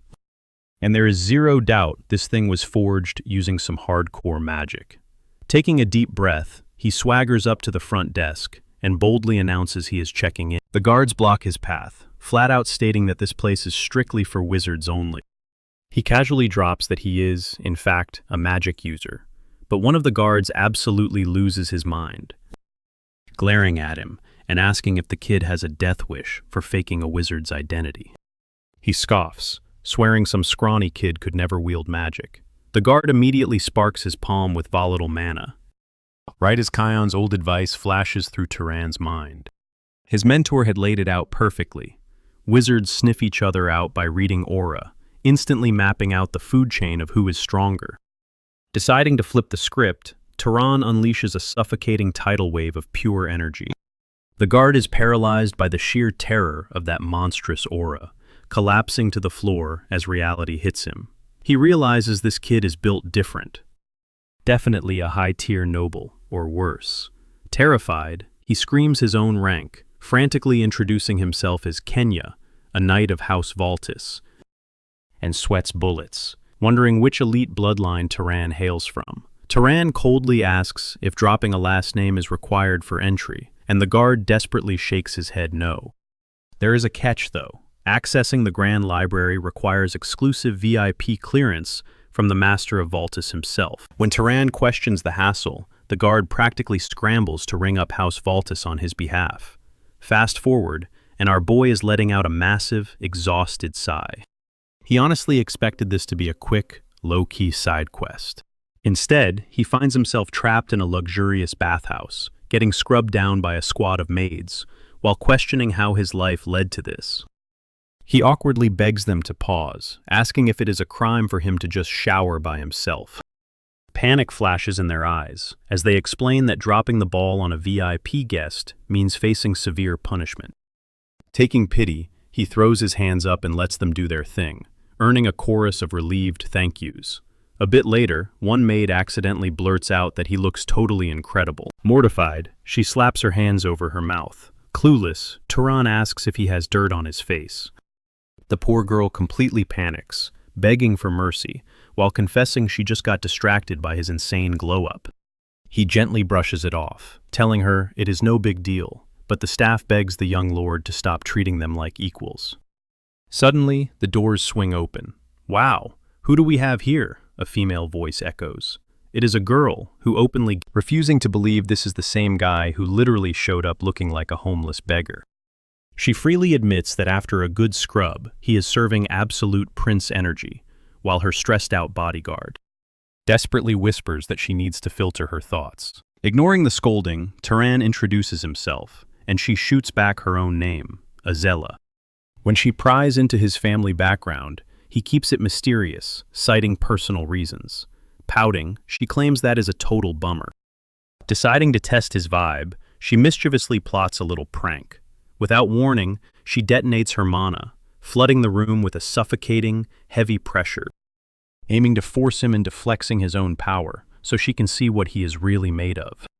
Turan physically feels the crushing gravity of Azella's aura, slamming into him like a literal freight train.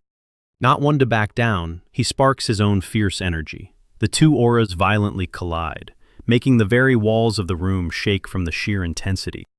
A guard instantly dives in front of the terrified maids, shielding them from the deadly shockwaves rippling through the air. After a tense standoff, Turan pulls back his energy, and Azella follows suit. She ends her little pop quiz with a breathless, "Wow," staring down at her own violently shaking hands, before letting out a wild laugh. Locking eyes with Turan, she drops the ultimate bombshell. "Do you want to marry me?" Our boy is utterly paralyzed, his brain totally blue-screening for a second. Catching his deer in the headlights look, Azella smirks and roasts him for freezing up, smoothly claiming she was only joking. But she throws him one last lingering glance, telling him to seriously chew on the offer, teasing that her Player 2 slot is currently wide open. Dropping the mic, she and her entourage stride out of the room. Turan just stares at the doorway, looking down only to realize his own fingers are visibly trembling. Her magical output was toe-to-toe with his, if not crazier. It leaves him shook, wondering if literally everyone in this city is secretly overpowered. The camera pans over to an elegant study, where the final boss of this errand is patiently waiting. This is Rug Valtis, the Lord of Aurum. He warmly greets Turan as a fellow noble, asking if his reputation precedes him. Turan formally introduces himself, and Rug thoughtfully rolls the name over his tongue before pivoting to business. He brings up the Grand Library, noting that tons of folks flock here, chasing wild, hyped-up urban legends. He immediately drops a reality check, making it crystal clear that the archives hold 0 overpowered ancient spells, and absolutely no secret hacks to buff a wizard's mana limit. Unbothered, Turan casually replies that it is cool, since he never cared about that cliché stuff anyway. Rug sizes him up for a split second, before giving him the green light, offering a subtle nod as he figures there's 0 classified family intel hiding in there anyway. Catching the late hour, he tells Turan to crash for the night and hit the books fresh in the morning, asking if that works for him.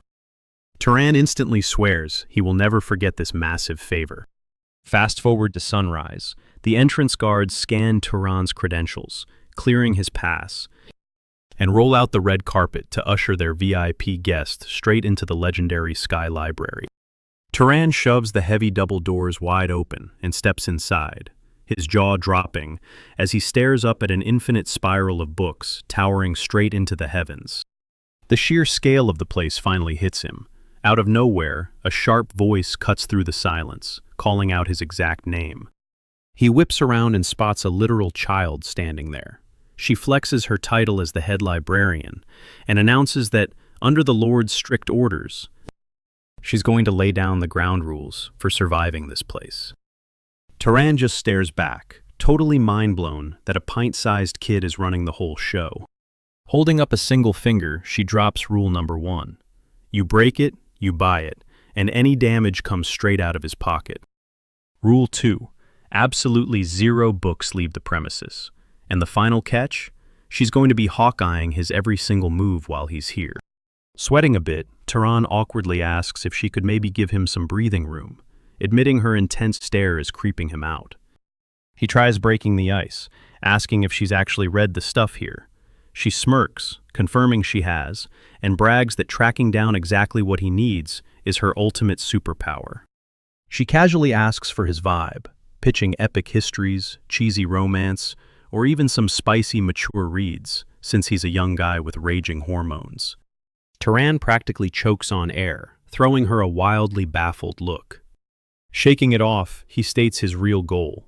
He just wants a crash course on the world's basic common sense. Now it's the librarian's turn to look totally stunned.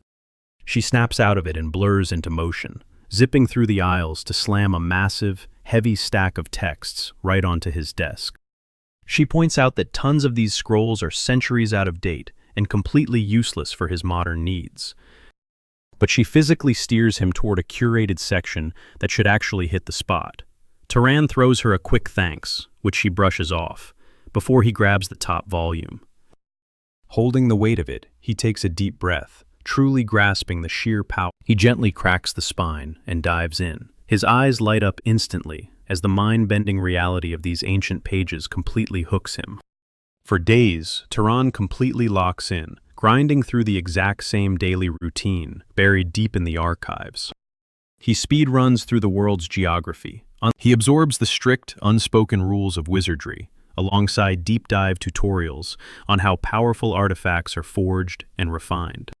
He even memorizes the stats of deadly monsters and tracks down lost relics from the Fallen Empire's golden era. With every single fact he downloads into his brain, the foggy, mysterious map of his universe suddenly sharpens, exploding into brilliant, crystal. Flash forward, Lord Rug Valtis pulls him aside, casually mentioning how Turan has been absolutely devouring the library's resources. Turan doesn't deny it. The Lord then drops the friendly act, making it crystal clear that, VIP noble status aside, handing over the keys to the archive was a major act of charity. And now, it is time to pay the piper, and he straight up demands compensation for that goodwill. Turan doesn't even blink, cutting to the chase and telling the Lord to just drop the quest details. Rug explains that a vicious beast just spawned north of Orem, completely ambushing innocent travelers on the road. He grimly notes that a 4-man night squad went in for the kill and ended up as monster chow, meaning a high-ranking noble needs to step onto the battlefield personally. The catch is his household is stretched incredibly thin and can only spare 2 fighters right now. Turan accepts the mission without hesitation, fully believing that shielding the weak is basically a wizard's core duty. Still, a massive red flag goes off in his head, since actual wizards, usually, avoid getting their hands dirty with gritty monster hunting jobs like this. Rug presses on, revealing that the Northern Pass is Orem's absolute lifeline for trade, and this beast has had it choked off for 10 straight days, meaning they desperately need that route cleared out yesterday. Turan does the math. 10 days ago? That was way before he even set foot inside Orem's gates. The puzzle pieces instantly snapped together. The sly lord had been plotting to use him as a mercenary from the very second he handed over that library. Smash cut to a heavily armed expedition squad marching straight out of the city gates. Azella shakes her head, muttering that her dad is on a whole other level of ruthless for dragging a literal house guest into a deadly monster raid. She wonders aloud if their own forces are really that pathetic. Turning to Turan, she clarifies she isn't throwing shade at him, but complains that her father is blowing this entire situation way out of proportion. The guy beside her chuckles, teasing that calling the Lord a total control freak might be pushing it, but Azella fiercely snaps at him to shut it. Pausing in his tracks, the dude turns to Turan, throwing out a friendly smirk, and introduces himself as Marvin Volts. He tosses out a polite, looking forward to working together, and Turan gives a chill nod to match the vibe. Hitting the trail, Azella groans that they need to speedrun this mission so they can go chill. Marvin slides closer, whispering to ask if Turan has a secret crush on his older sister, but Turan shoots that down with a flat negative. A massive wave of relief instantly washes over Marvin's face. Out of nowhere, the lead guard screams for the entire squad to halt. Just ahead, a completely shattered carriage blocks the dirt path. Scanning the brutal wreckage, one guard nervously asks if their target caused this bloodbath. A second guard nods grimly, pointing out that heading north was strictly off-limits. Judging by the splintered debris, these poor travelers must have rolled in from the south, walking straight into the monster's trap. Turan stays dead silent, his intense gaze locked on deep gouges in a wooden plank, before dropping a bombshell. They are hunting a giant monkey. Azela scoffs, 0% convinced. To shut her up, Tehran points right at a massive handprint, breaking down how the beast ambushed the merchants before dipping back into the woods. If they pick up its tracks, they can easily hunt it down. Azela admits her tracking magic is basically trash, and asks Marvin if he has any skills. But Marvin totally strikes out, admitting he is clueless too. Stepping up to the plate, Tehran volunteers to handle the tracking, digging through the splintered carriage remains. Azela questions if he belongs to some elite tracker bloodline, but Tehran totally ignores her, snatching up a tiny, ripped scrap of fabric. He casually mentions that this is his go-to trick. Closing his eyes, he takes a deep sniff of the cloth and fires up a tracking spell. His eyes snap open as a glowing neon blue trail lights up the ground. Pointing straight into the thicket, he leads the charge. The magic pathway dies at a rushing river, making Tehran guess the creature took a quick bath. Azela rolls her eyes, absolutely refusing to believe a brainless animal would wash off its scent just to dodge trackers. Tehran shrugs, dropping the simple logic that maybe the big guy just... In a flash, those blue streaks flare up again. Tehran screams a warning.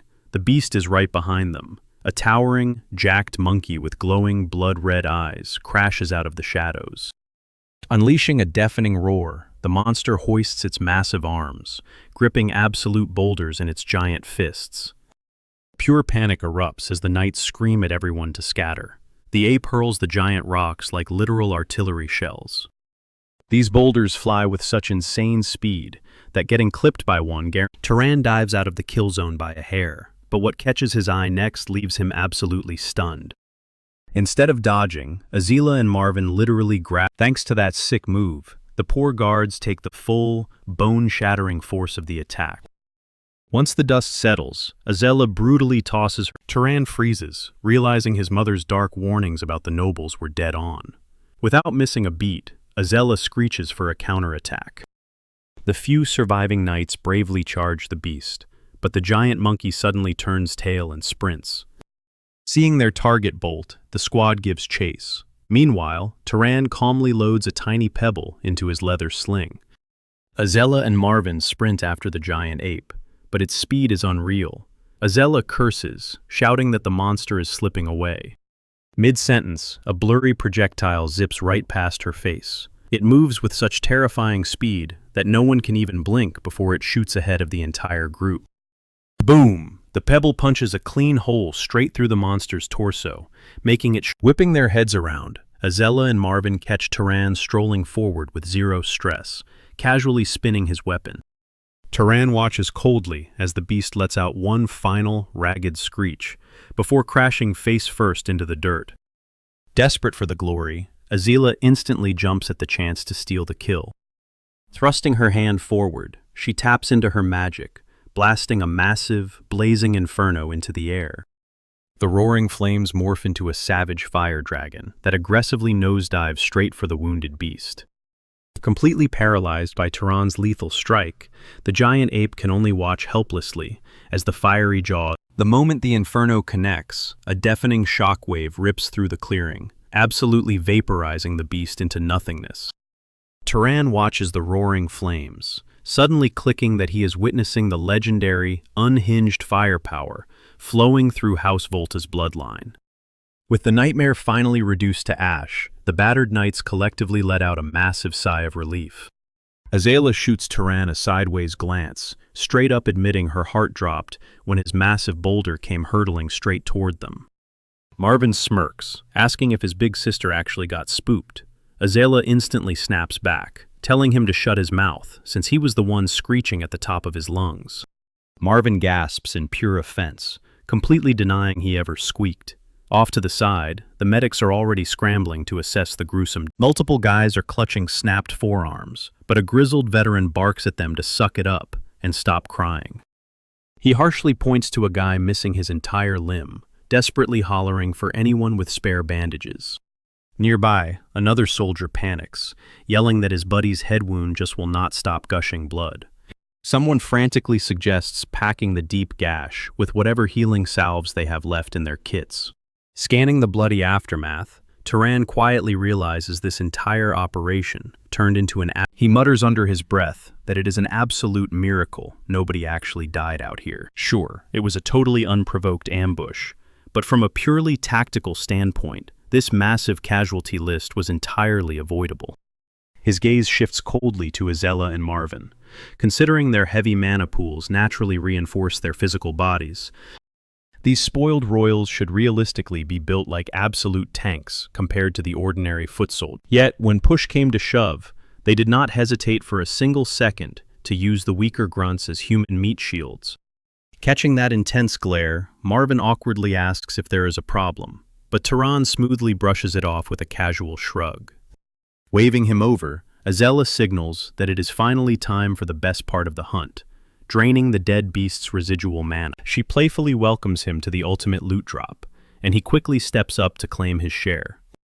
The trio circles the scorched carcass, extending their palms outward. As the glowing energy flows into his veins, Turan notes that the ancient texts were spot on. Even with multiple people siphoning the aura simultaneously, the raw stat boost does not drop by a single fraction. Abruptly cutting off her flow, Azella groans in pure frustration. She has already hit her absolute cap, aggressively complaining about her incredibly low growth limit.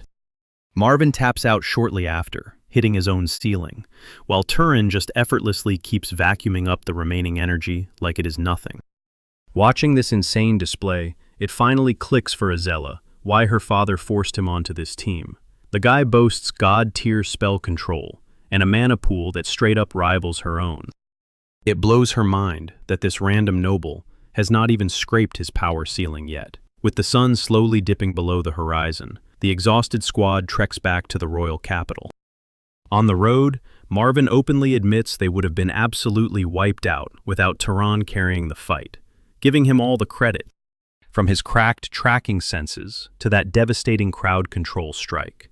Feeling awkward, Turan quickly tells him to drop it, humbly insisting it was not a big deal at all. Honestly, he is just beating himself up for spotting the ambush too late and giving the creature a free opening shot, as he totally did not anticipate the freakish beast packing a built-in radar. Hearing this, Marvin's jaw drops, shocked that a dumb animal had actual tracking skills.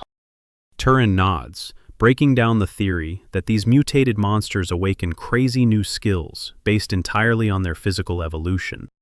He points out the grotesque ape had unnaturally massive hands and bulging eyes, traits way outside its base species design, which heavily implies it naturally unlocked a terrifying, sniper-like throwing power, alongside a built-in thermal or long-distance vision to easily peer right through the dense tree. Marvin is genuinely stunned, totally mind-blown, that Turan managed to piece together that crazy tactical puzzle mid-fight.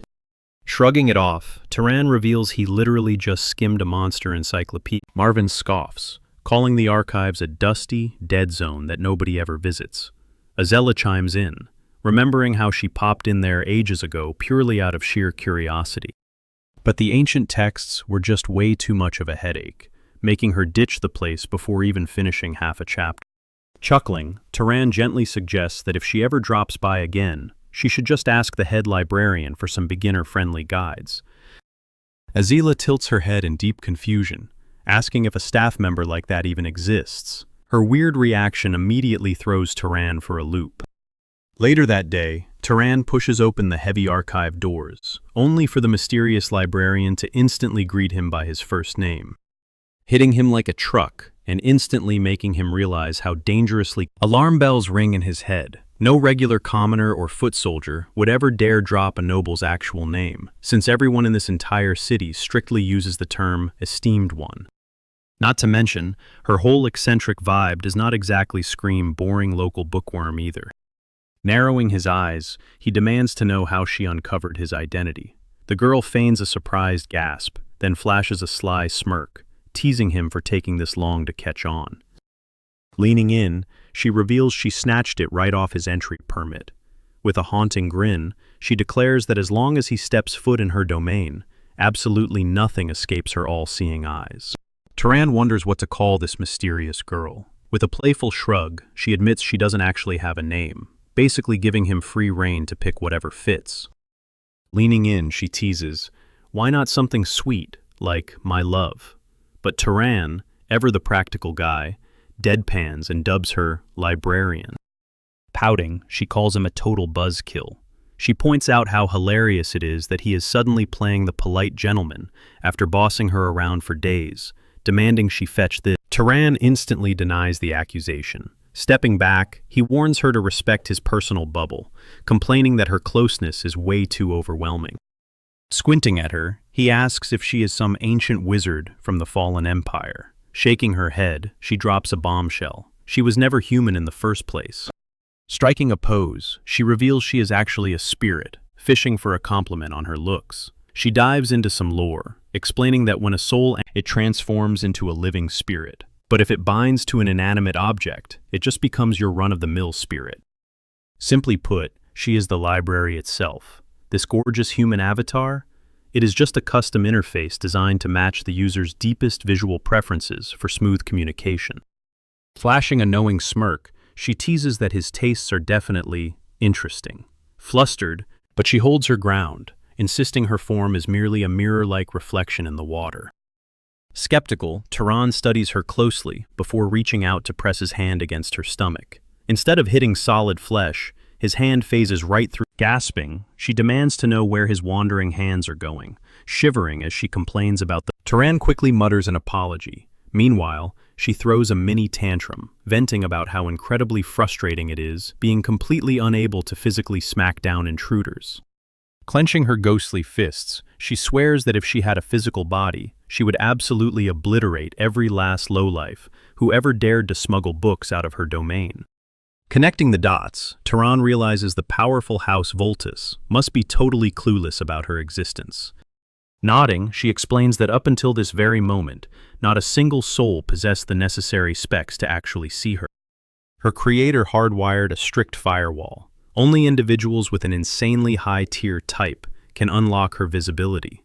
Fluttering her eyelashes, she swoons over the undeniable romance of Turan. Confused, Turan asks what on earth a type is. She clarifies it is just wizard slang for a bloodline. Intrigued, he immediately asks if she can scan his genetic heritage. She casually suggests he just hit up his parents for the family tree. Staring blankly, Turan drops the heavy truth. He is an orphan. Licking her lips with sudden interest, the spirit volunteers to run a diagnostic on him, purring that she only needs his absolute consent to dive deep into his physical structure. Wary, Turan asks exactly what that entails. Breaking into an eerie giggle, the spirit's face twists into a spectral mask, before she brutally plunges her hand straight into his chest. Her spectral fingers slide effortlessly right through his ribcage, leaving the young man completely paralyzed. Bursting into bubbly laughter, she joyfully announces that their souls are officially synced. Turan snaps at her to quit sounding so creepy, but quickly realizes there is zero pain. Analyzing his core, she reveals that while he has a few minor genetic traces scattered around, his dominant traits are overwhelmingly forged from the elite pursuer and hunter lineages. She asks if those are the signature skills of House Sahar, and he confirms it. But zooming in closer, she spots a hidden third genetic marker, declaring that Turan is actually a hybrid. Frowning, Turan demands to know what hybrid means. She breaks it down. He is the ultimate crossover, born from two parents with completely distinct magical heritages. The catch? She cannot identify that mystery half, because it is still heavily encrypted behind a genetic lock.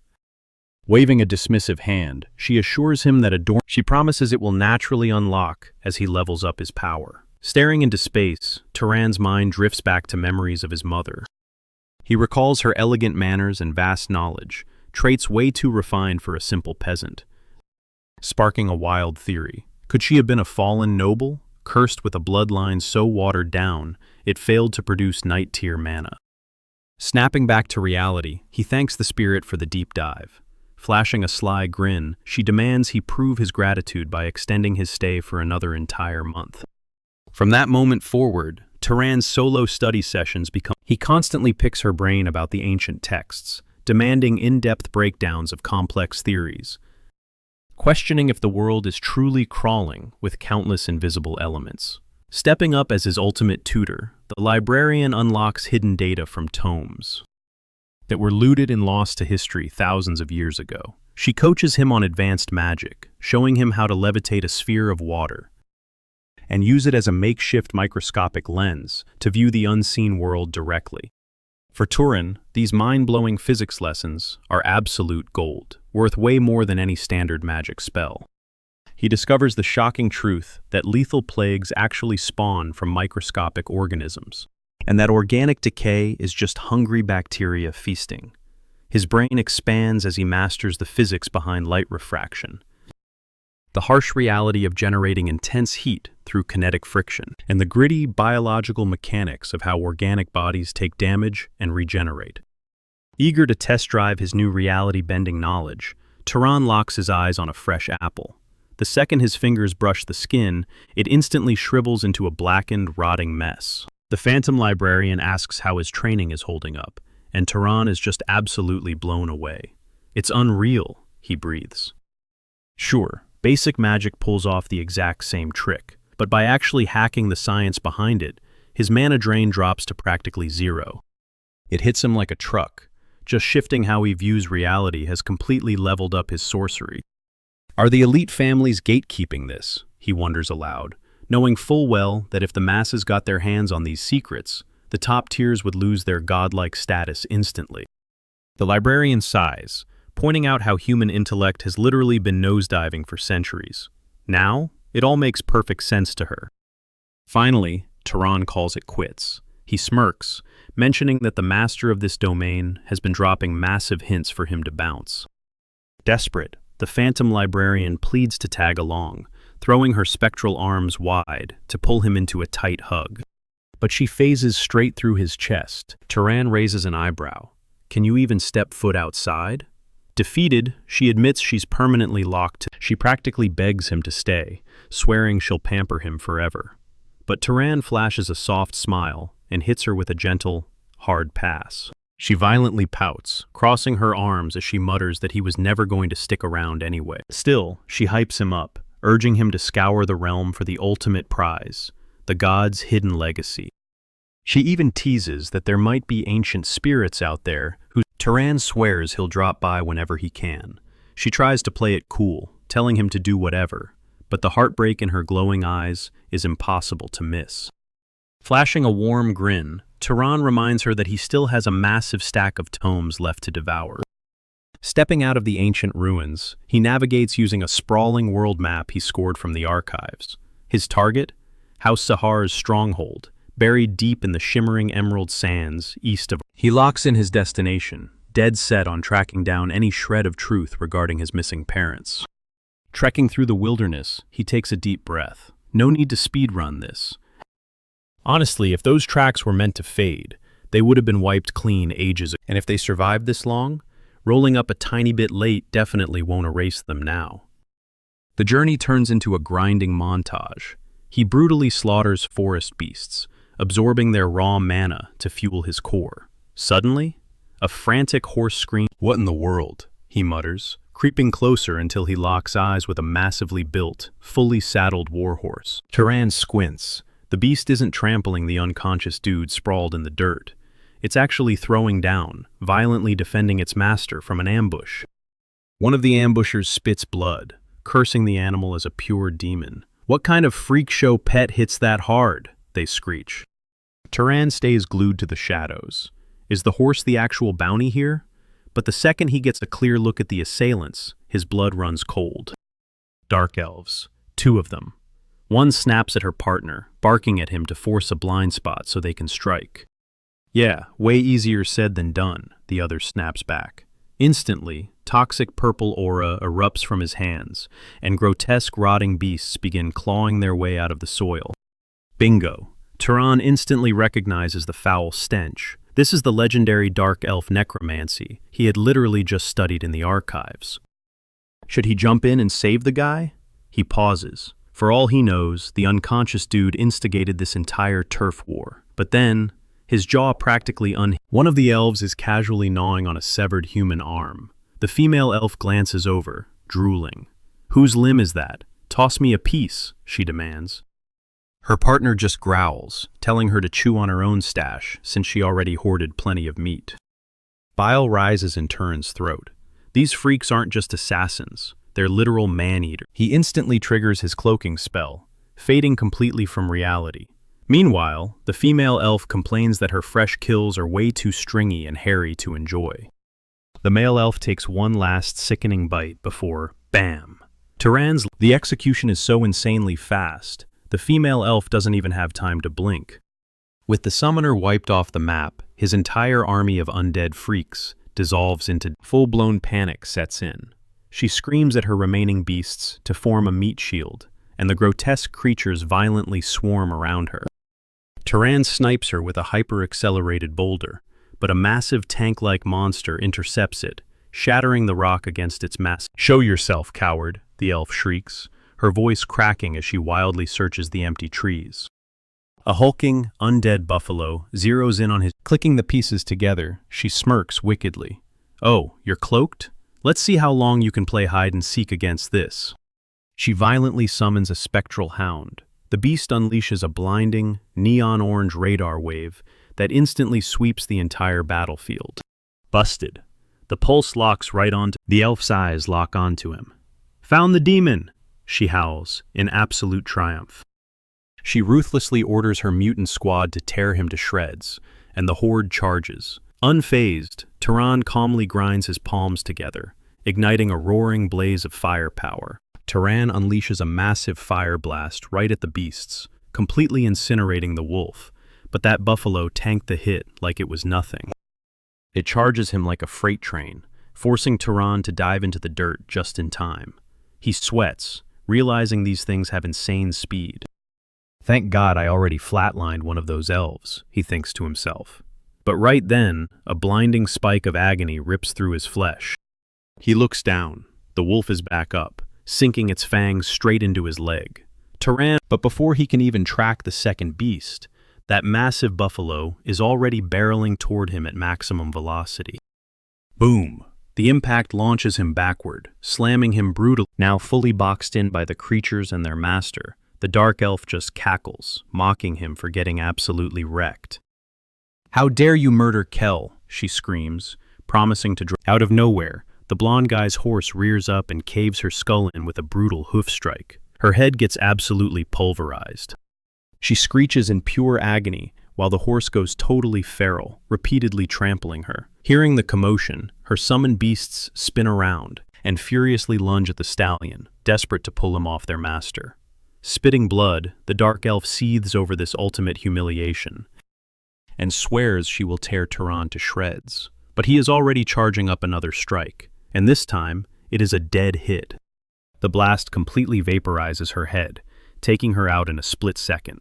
As her lifeless body hits the dirt, her nightmare creatures dissolve into thin air.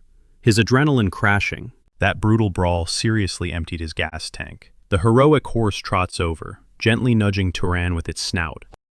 He quietly whispers a thank you to his MVP mount. Fast forward to later that night, waking up next to a crackling campfire. He lets out a groan before shooting up in pure panic.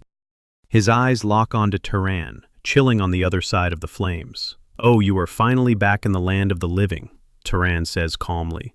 The kid stammers, asking who he is. Turan casually explains how he caught those dark elves jumping him out of nowhere. So he had to step in and crash their party. The stallion trots over to the blonde boy, who immediately gives her emotional pats, calling her Tilly. Turan cracks us, pointing out that not only did she throw hands to protect her owner when things went south, but she was smart enough to drag his unconscious body out of the danger zone. So grateful for the save, the boy introduces himself as Aziz of House Berg, which gets Turan to finally drop his own name. Naturally, Turan asks the million-dollar question. What exactly did Aziz do to trigger a dark elf death squad?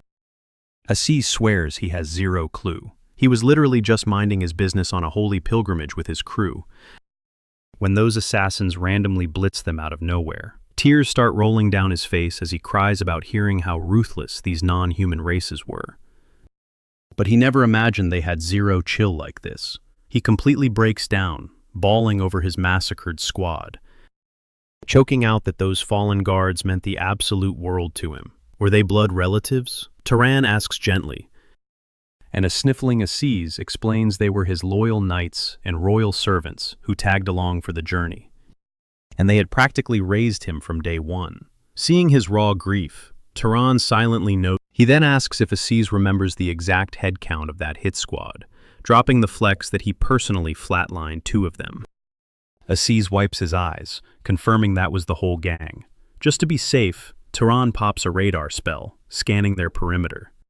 He gets the all clear, not a single hostile signature left in the woods. Aziz then asks if Turan is rushing off anywhere, and Turan casually mentions that he is actually on a pilgrimage of his own.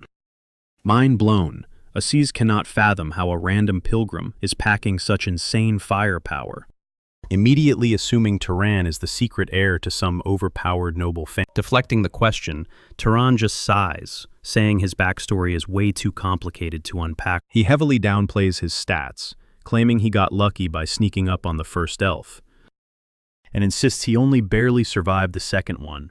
Suddenly, Turan subtly flexes his magical aura. Caught off guard, Aziz instinctively flares up his own mana pool in response. As they silently gauge each other's power levels, Turan's jaw drops. This rich kid's internal magic reserves are absolutely massive.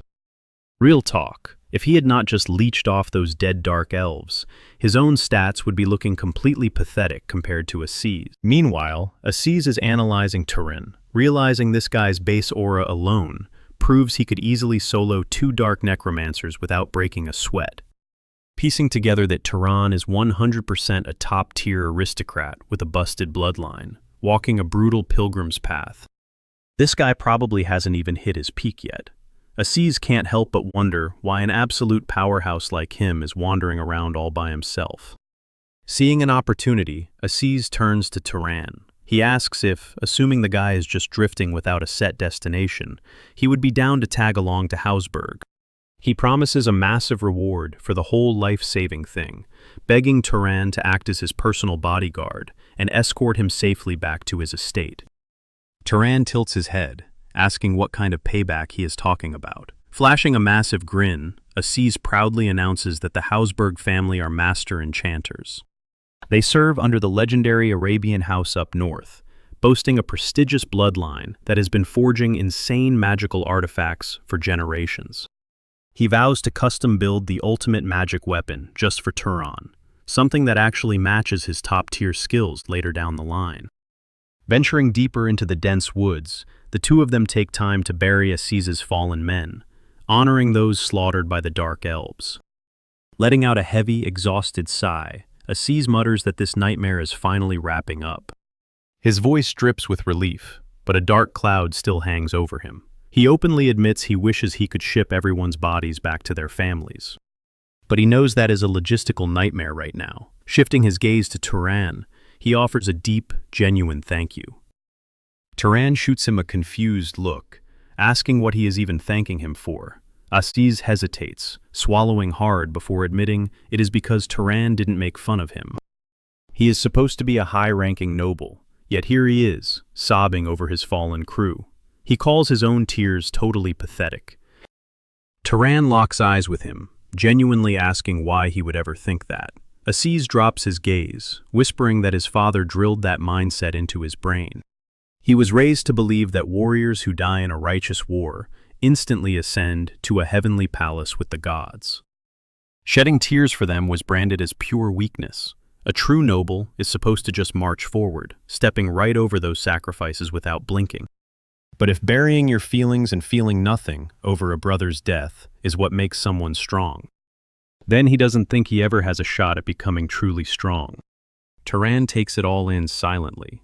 Slowly, a warm, reassuring smile spreads across his face. He tells Aziz that grieving isn't a sign of weakness at all. It is pure kindness. Caught totally off guard, Aziz blinks away the shock, quickly shifting gears to lighten the heavy vibe. He suggests they drop the formalities. Since they are going to be surviving this road trip together anyway, they might as well talk like equals. He points out that the age gap between them is barely anything. Turan gives a chill nod, totally on board with the idea. Beaming, Aziz throws a hand out, loudly declaring that he can't wait to work with him as a real friend. Taran just freezes up for a second.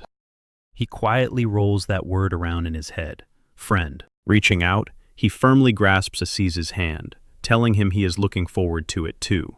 Fast forward a bit down the road. Aziz calls for a quick pit stop to recharge. As they set up camp, Taran points at a weird, clunky box resting on the dirt. He asks what the heck that thing is. Aziz pops the lid, revealing a stash packed with fresh food and wine. He proudly introduces it as a magical cooler. He brags about hoarding all these goodies from their last massive supply run in the city.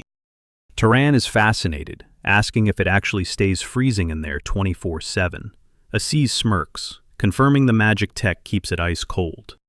Because of this bad boy, most of their grub can stay perfectly fresh for an entire week without rotting.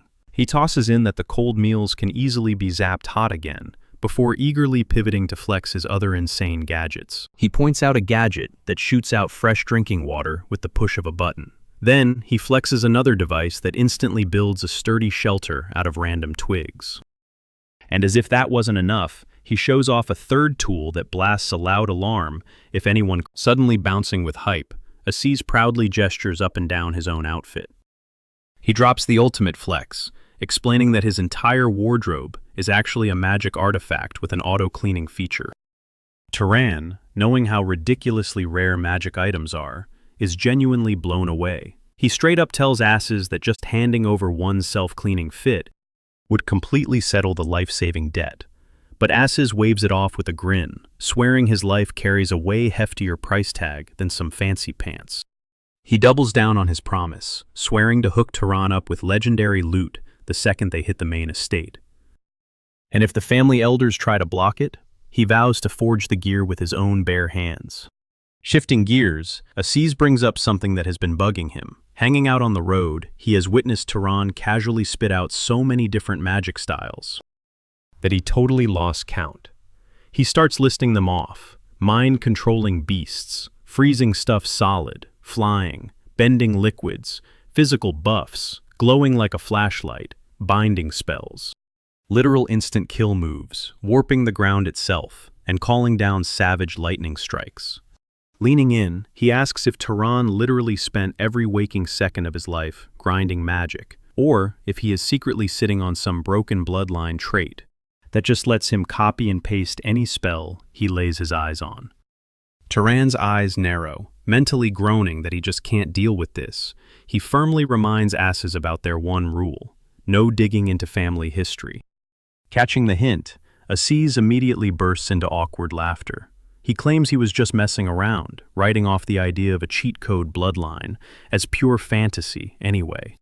He sizes Taran up, guessing he's pushing 30 max, and flat out asks his age, half wondering if the guy's actually some 80-year-old ancient being.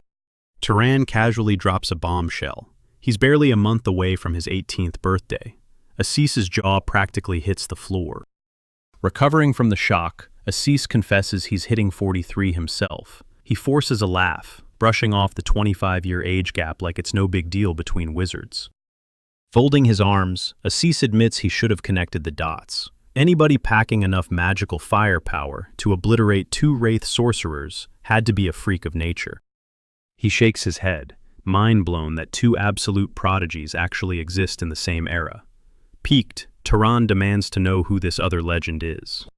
Aziz leans in, hyping up this mysterious rival who boasts a god-tier bloodline and just happens to be chilling near. With a smirk, he reveals the plot twist. This second genius is none other than Taran instantly zeroes in on the loot, asking if he can commission her for some top-tier magic tools.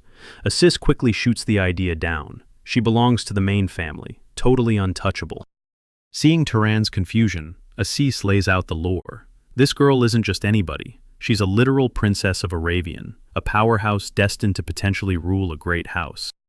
Letting that heavy info sink in, the duo hits the road again. As they trek, Aziz drops some major exposition. He explains that top-tier wizarding families don't. In the major leagues, reigning leaders don't just blindly hand the throne down to their own kids. It's fiercely cutthroat. Because a single great house is packed with dozens of blood relatives from the exact same generation. And statistically speaking, there's always going to be some random cousin who absolutely curb stomps the leader's actual heir in raw power. But Misa broke the mold. Born directly to the boss, she won the genetic lottery. The second her magic awakened, it was game over for the competition. She ripped through the spellbooks, mastering every— Turan's eyes widen at the flex. Assis smirks, noting that her insane grinding earned her the absolute, undivided backing of the entire clan. Fast forward to today. At just 21, she's practically toe-to-toe with the veteran elites running the whole show. Processing that massive power scaling, Turan pieces a dark theory together, asking if her family recently held a major funeral ritual. Assis snaps his fingers. Spot on. He reveals that when their ancient granduncle finally kicked, Misa completely devoured his residual magic. The rest of the family just scrapped for the leftover crumbs. Turan nods, finally understanding the grim reality. These great houses keep their absolute chokehold on society through literal power cannibalism. Assis suddenly gestures toward the horizon, signaling they've hit the finish line. Turan sweeps his gaze upward. Stretching before them are the Deccan Plains, the beating heart and absolute epicenter of the Arabian territory. The journey finally drops them in Zavillan, the heavily fortified turf of House Berg. The second they step through the massive manor doors, a frantic woman sprints out, demanding to know what in the absolute hell just went down. Assis bawls out for his mom, throwing his arms around her like a literal toddler. Turan just deadpans, silently judging this 43-year-old grown man throwing a crying fit. A stern, bearded dude marches up, barking at Assis to pull himself together, check his dignity, and use the form. Swallowing his tears, Assis quickly apologizes. He gestures to Turan, hyping him up as the absolute legend from the south. He straight up admits that if it wasn't for this kid, his mom's brow furrows. That holy pilgrimage route was supposed to be a cakewalk. She demands the full tea on what went wrong. Assis drops the bomb. They got ambushed by a squad of hyper-lethal dark elf wraith sorcerers. Instant fury ignites in her eyes. She curses those vile scumbags, vowing to rally her entire army and literally rip them limb from limb. The bearded guy instantly steps in, reminding the house head to keep her cool. They have an audience, and she's losing her aristocratic vibe. Pivoting smoothly, he interrogates Turan about his noble lineage. Turan awkwardly rubs his neck, admitting he can't really spill the details.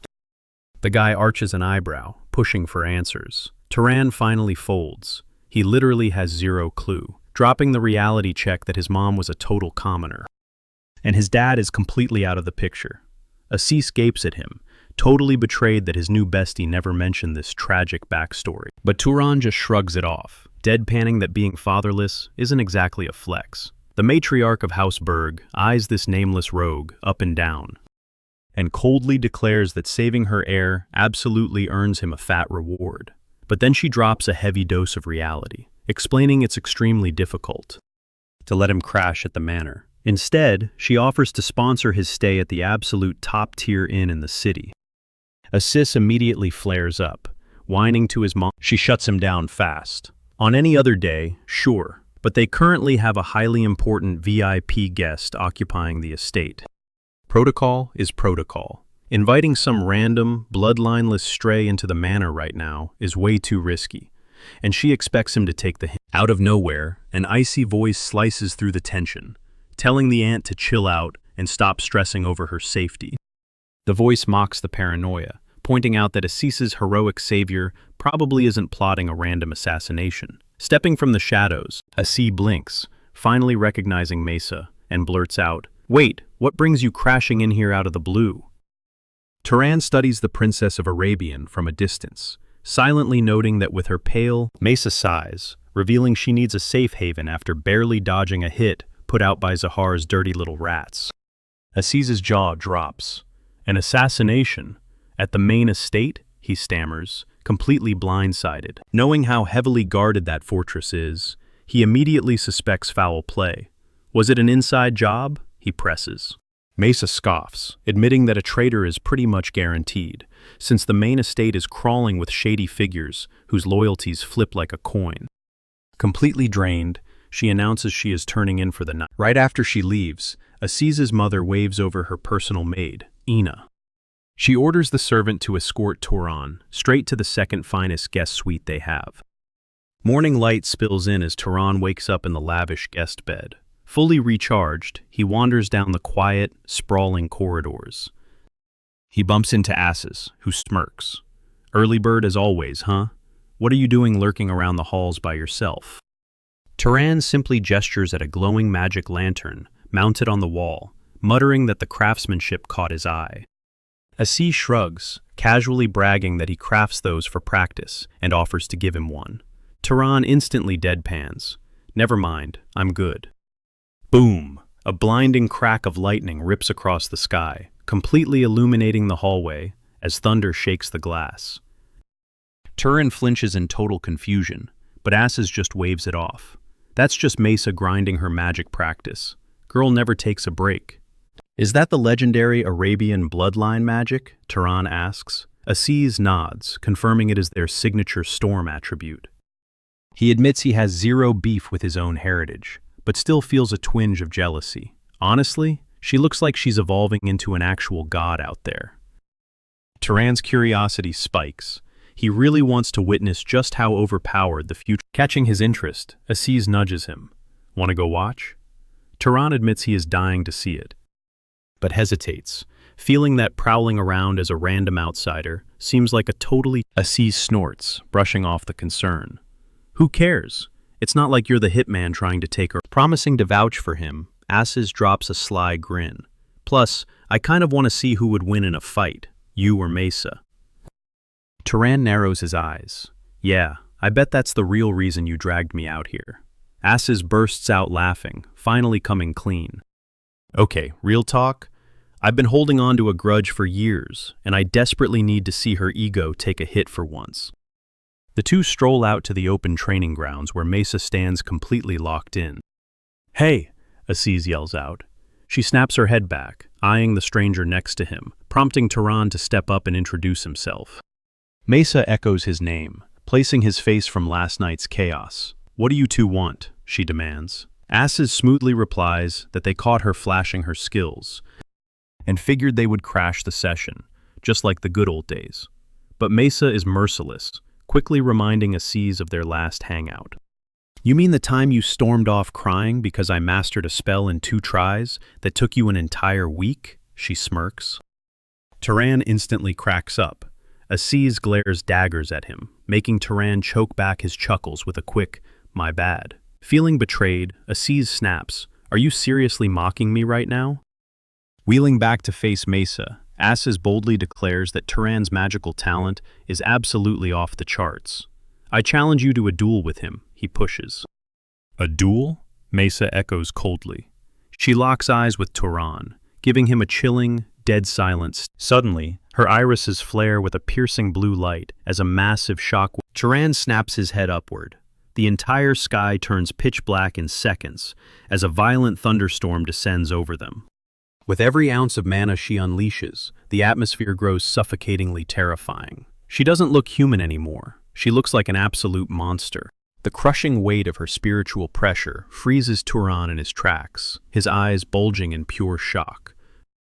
Once the storm fades, Turan is left drenched in cold sweat, gasping for air. The heavy silence breaks when Mesa sizes him up. "I hate to break it to you," she sighs, "but there's no way you're on my level." She adds a pitying look, bluntly stating that surviving a real duel against her would be way out of his league.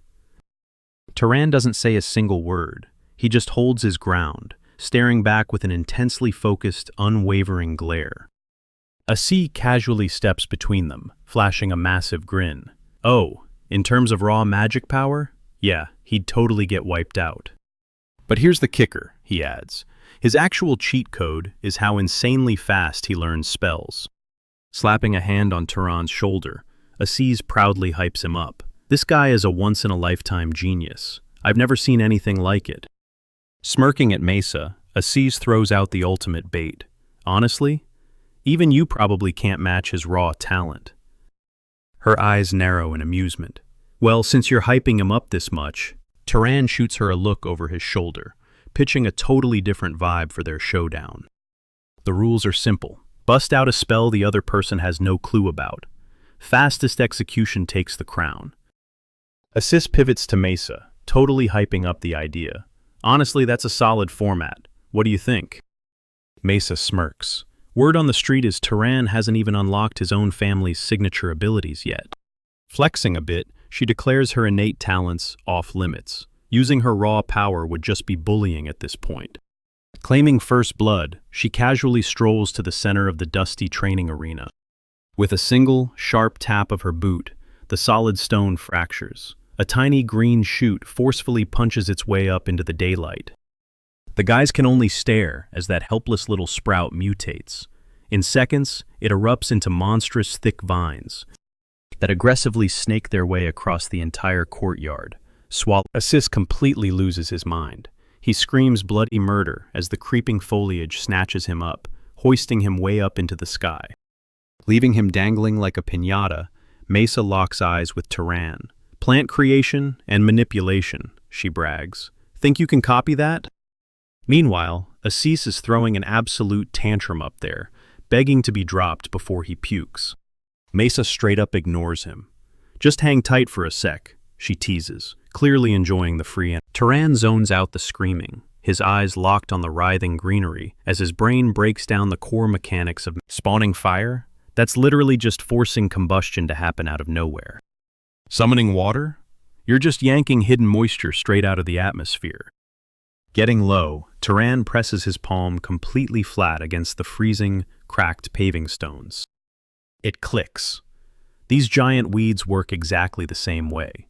It's all about hijacking dormant seeds buried deep in the dirt and turbocharging them. In short, it's not about making something from nothing. It's pure, accelerated evolution.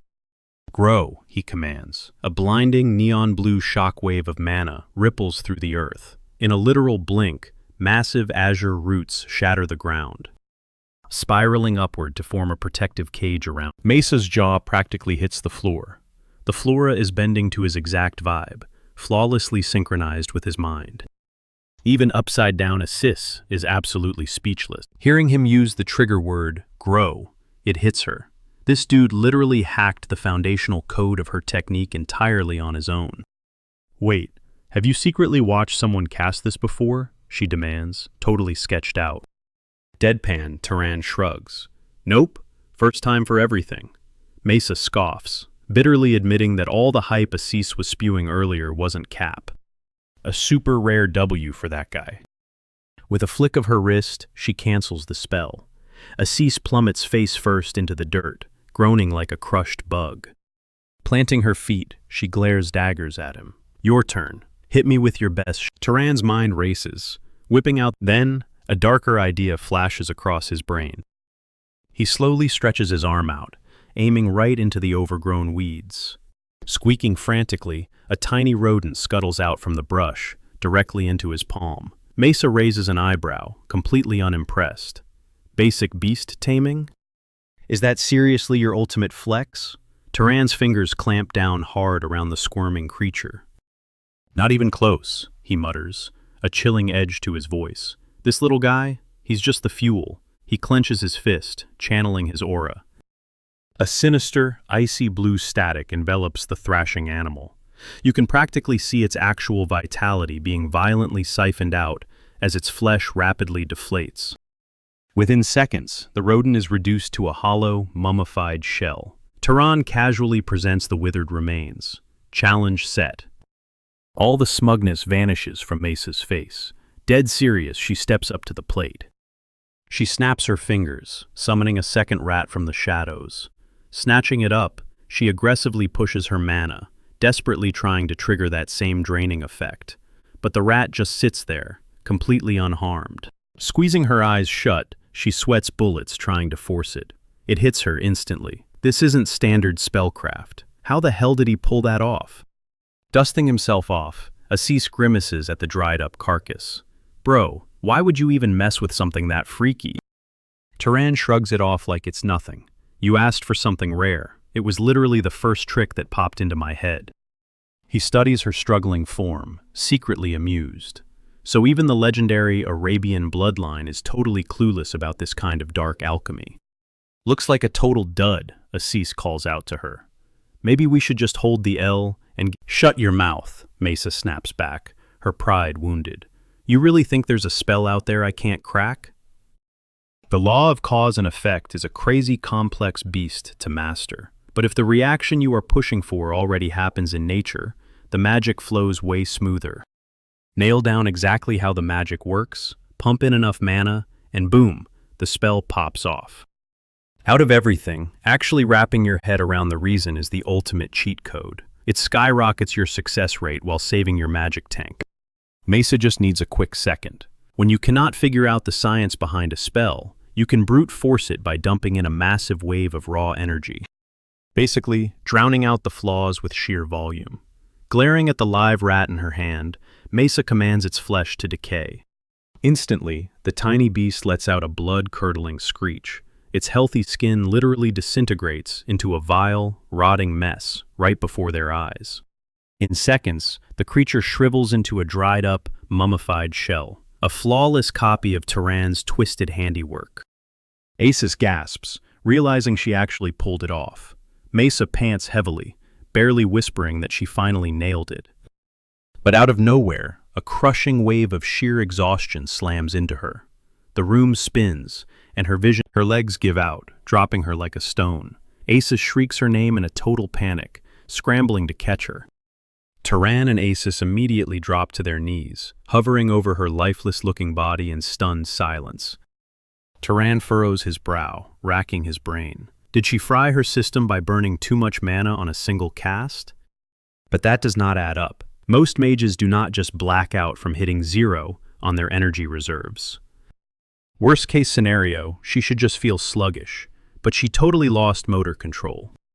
His eyes dart down to her scrawny hands, and the dark truth clicks. Homegirl is quite literally starving to death. Scooping her up effortlessly, Turan snaps at Acis, asking if there is a single healer in this entire place to patch her up. Acis shakes his head frantically. They are completely out of luck on that front.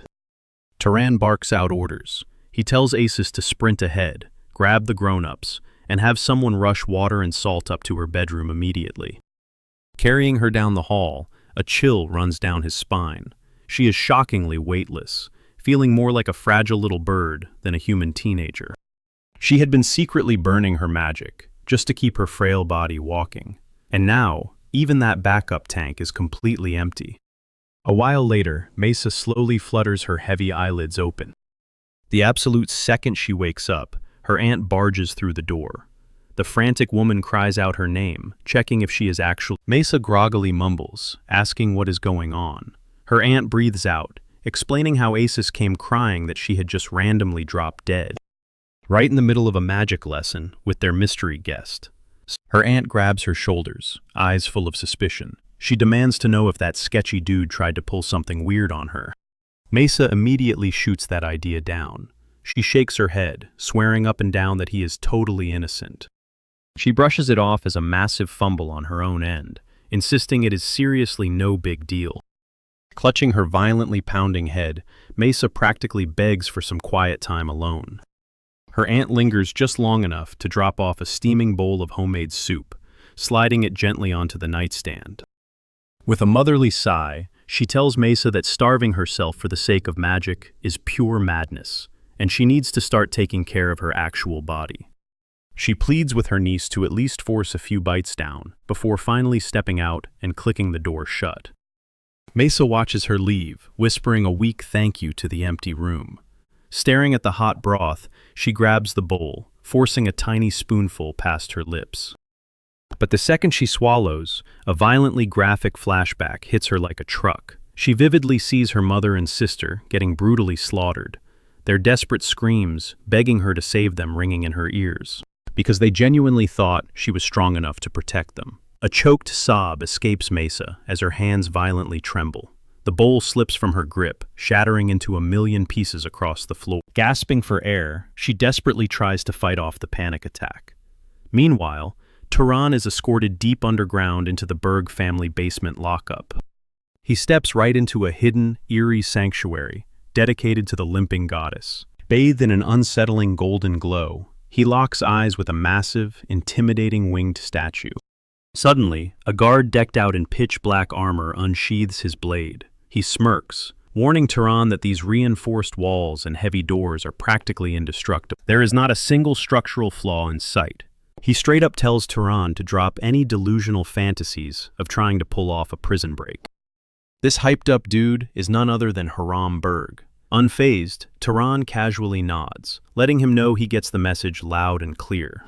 And honestly, escaping was never even on his radar, but Haram refuses to drop it, aggressively hyping up how tough the joint is.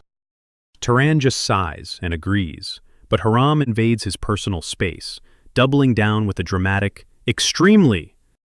Turan deadpans, wondering why this random guard is flexing so hard right now. Without warning, Haram rips his longsword through the air in a blindingly fast slash. But Turan does not even flinch. His razor-sharp eyes track the dead. Turan's curiosity peaks, and he straight up asks Haram what he is up to. Haram flatly replies that he is getting some training in. Haram shifts into a hypnotic rhythm, stringing together a flawless combo of strikes and footwork. Turan locks his eyes on the routine, instantly realizing that not a single flinch is wasted. Every pivot and shift serves as the absolute bare minimum wind-up to unleash devastating kinetic energy into the next blow. Turan mentally notes this insane efficiency, wondering if this is what a fully maxed out physique looks like. Suddenly, Haram halts his flow and locks eyes with him. Flustered, Turan immediately backpedals, apologizing for killing his vibe, but Haram brushes it off, demanding to know exactly what Turan noticed in his form. Invading Turan's personal space, Haram steps dangerously close, dead staring him down as he waits for an answer. Turan honestly admits the moves were absolutely god-tier. Backing off, the guard scoffs, venting that most high-born elites look down on hand-to-hand combat as complete trash. Because camping in the backline and spamming magic is way easier. He roasts them, claiming their physical forms are pathetic, and their soft minds simply cannot master their own flesh. They totally lean on cheap parlor tricks. Turan nods, pointing out that unless someone hails from a freakishly strong combat lineage, like the legendary Hercules strength bloodline, min-maxing their magic stats is just the smarter play for survival. But, he quickly adds, when you are constantly surviving brutal trials, you inevitably stumble into nightmares you have to face head-on, no matter how hard you try to dodge them. Hearing this, Haram aggressively shoves his blade toward Turan and orders him to grip the hilt. Turan raises an eyebrow, questioning if tossing a lethal weapon to a walking red flag like himself is a smart move, especially since Haram's only job is to keep him locked up. A smirk creeps across Haram's face as he brushes it off. To him, that blade is nothing but a useless hunk of iron. He breaks it down. What actually turns that metal into a lethal weapon is the absolute unit wielding it. He flat out roasts Turan, claiming there is zero chance that scrawny. Wrapping his fingers around the hilt, Turan silently debates what kind of damage he could actually pull off. Haram keeps his gaze locked on him. Boom! Turan's entire frame violently erupts into a blinding, suffocating storm of deep blue mana. Raw, crackling energy explodes off him as he clutches the steel, glaring straight back at the guard.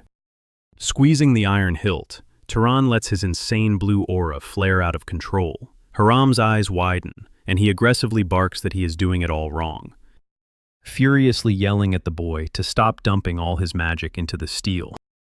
Blinking, Turan casually mutters a soft, "all right," and instantly snuffs out the chaotic energy. Closing the gap, Haram gets hands-on, aggressively tweaking Turan's stance. He barks at him to load all his weight onto his front leg, burying his feet so the ground absorbs the shock. He slaps Turan's arm, pointing out his ridiculously high elbow, warning that with such fragile joints, the raw weight of the sword will snap him in half. He brutally adds that standing like that is practically begging an enemy to skewer his thigh. Smacking his arm higher, he strictly orders Turan to stop capping his own potential. Turan snaps back a crisp, "Yes, sir." Satisfied, Haram gives a curt nod and instantly demands 10 grueling reps. He screams at him to keep the oxygen flowing, ordering him to literally force the breath deep into his burning muscles. Internally, the veteran guard realizes this kid is an absolute freak of nature. He silently vows to carve out time to completely wring this raw potential dry. Haram preaches his absolute truth. Mana is nothing but a pathetic illusion. He scoffs, dragging arrogant mages who foolishly think their baseline physical stats are actually reliable, reminding him that is just the absolute bare minimum spec their bodies come with. He drills it into Turan's head. A masterfully forged physique shreds straight through a war zone without needing a single drop of magic. And he demands that Turan permanently burns this massive difference into his brain. Panting hard through the brutal reps, Turan gasps out that he will keep it locked in. Suddenly, Turan snaps his attention away as the massive temple doors groan open. Standing right in the entryway is Aziza's mother. She drops into a deep, respectful bow, begging for his immediate forgiveness, desperately admitting she committed an absolute sin against the man who saved them. Keeping his cool, Turan flips the script, insisting he is the one who owes an apology. Assuming the young miss made it out completely untouched, he humbly admits his wild behavior as a guest crossed the line. The head of House Berg gently explains that Mesa is dying to apologize face to face, asking if he could spare just a tiny sliver of his time. Cut to later. Turan is awkwardly kicking back with Mesa in an insanely lavish parlor. She is staring out of a massive bay window, quietly sighing about how messy this whole drama has become. She confesses how awful she feels, knowing Turan got locked in that dusty temple, all because of her. She genuinely apologizes for dragging him into such a chaotic mess. Closing the distance between them, he softly reassures her it had to be done. Honestly, he is just hyped she is safe and breathing. Shifting her gaze to lock onto his, she finally zeroing in on that brutal spell that literally rots beasts from the inside out. Mesa straight up asks if it's some top-secret bloodline ability. She admits the mana drain was completely insane, and questions if he's been gatekeeping the truth. Turan brushes it off, explaining that once she grasps the core mechanics, she could pull it off without breaking a sweat. Mesa squints, realizing he isn't about to drop this alpha-level knowledge for free. She smirks, claiming that if he keeps his mouth shut, there is zero proof it isn't a restricted bloodline art. But Turan just shrugs, casually dropping that he couldn't care less about winning their little bet. Throwing him a totally baffled look, she demands to know what he means. If he just throws the match, her reputation as the powerhouse princess of Arabian would take a massive hit. Flipping the script, she pitches a trade. If he spills the tea on how that spell actually works, she will hand over one of Arabian's legendary, highly classified combat arts. Flashing a knowing smile, Turan admits that is an offer he absolutely cannot refuse. He breaks down the crazy logic, revealing it all stems from bio-enhancement magic. He asks if she weaponized microscopic organisms that the naked eye cannot even catch. And she nods, totally mind-blown. The pieces click. No wonder his spell was so insanely overpowered and efficient. Since she was completely clueless about the microbacteria hack, she lets out a frustrated sigh and takes the L. Sure, she technically pulled off the spell at the climax of their showdown, but she totally brute forced it by dumping massive amounts of. Turan tries to play it cool, saying he still counts her raw power as a win, but Mesa fiercely shakes her head. She argues that true magical mastery isn't just about carelessly nuking a target with endless mana. Blushing hardcore, she begs him to tell asses their duel ended in a dead tie. There is zero chance she is letting that guy get an inflated ego over her messing up. Turan nods, totally picking up what she is ready to pay her end of the bargain. Mesa snatches up a hair comb. She starts rubbing it furiously against the surface, dramatically explaining how friction creates an invisible pulling force. Puffing her chest with absolute confidence, she gears up for a genius explanation, but Turan cuts her right off, deadpanning that it is just static electricity. Her jaw basically unhinges. Staring at him in utter disbelief, she stammers, asking if he already knew the secret, and Turan casually nods. Mesa practically short-circuits, muttering that this exact phenomenon was guarded as one of her family's most god-tier secrets. Defeated, she tells Turan she needs more time to scheme up a proper payback, because now she actually has to find something this gigabrain doesn't already know. Until she can cook up a worthy trade, she demands they start running duo training sessions. Going full tsundere, she hastily snaps that it is strictly to clear her debt, not because she actually wants him hanging around. Turan just flashes a soft smile and plays along, locking in their first sunset training date in the gardens for tomorrow. Smash cut to a jaw-dropping dining hall, overflowing with a Michelin star-level feast. Aziz's mom gestures to the massive spread and downplays it as a light snack, urging her son to stuff his face. Aziz stares at the royal banquet, completely weirded out by the massive flex, pointing out she didn't even go this hard for his birthday. He jokes that outsiders would swear the actual Lord of Arabian himself had visited. The mother instantly glares and tells him to zip it. Scanning the insane spread, Turan mentally flags that there is absolutely zero chance this is just a casual family dinner. The matriarch then locks eyes with Turan, pivoting straight to business. She asks to verify the rumor. Did her son seriously offer up a top-tier magical artifact in exchange for saving his life? Turan confirms the deal. Not skipping a beat, the mother asks what kind of broken gear he wants. He immediately requests heavy-duty defensive equipment. He drops some harsh truth.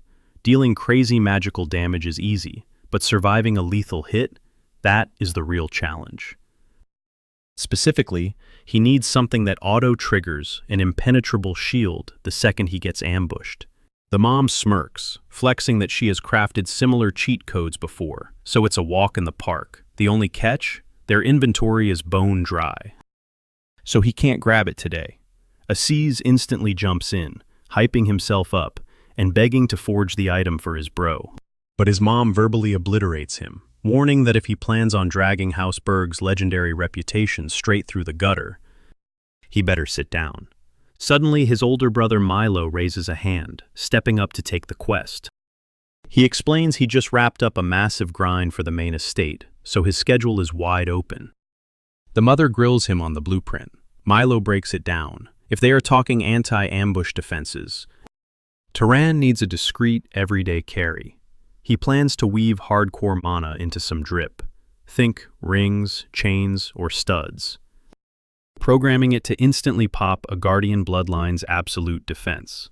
The mother nods, giving his sick pitch the green light, and asks for the drop date.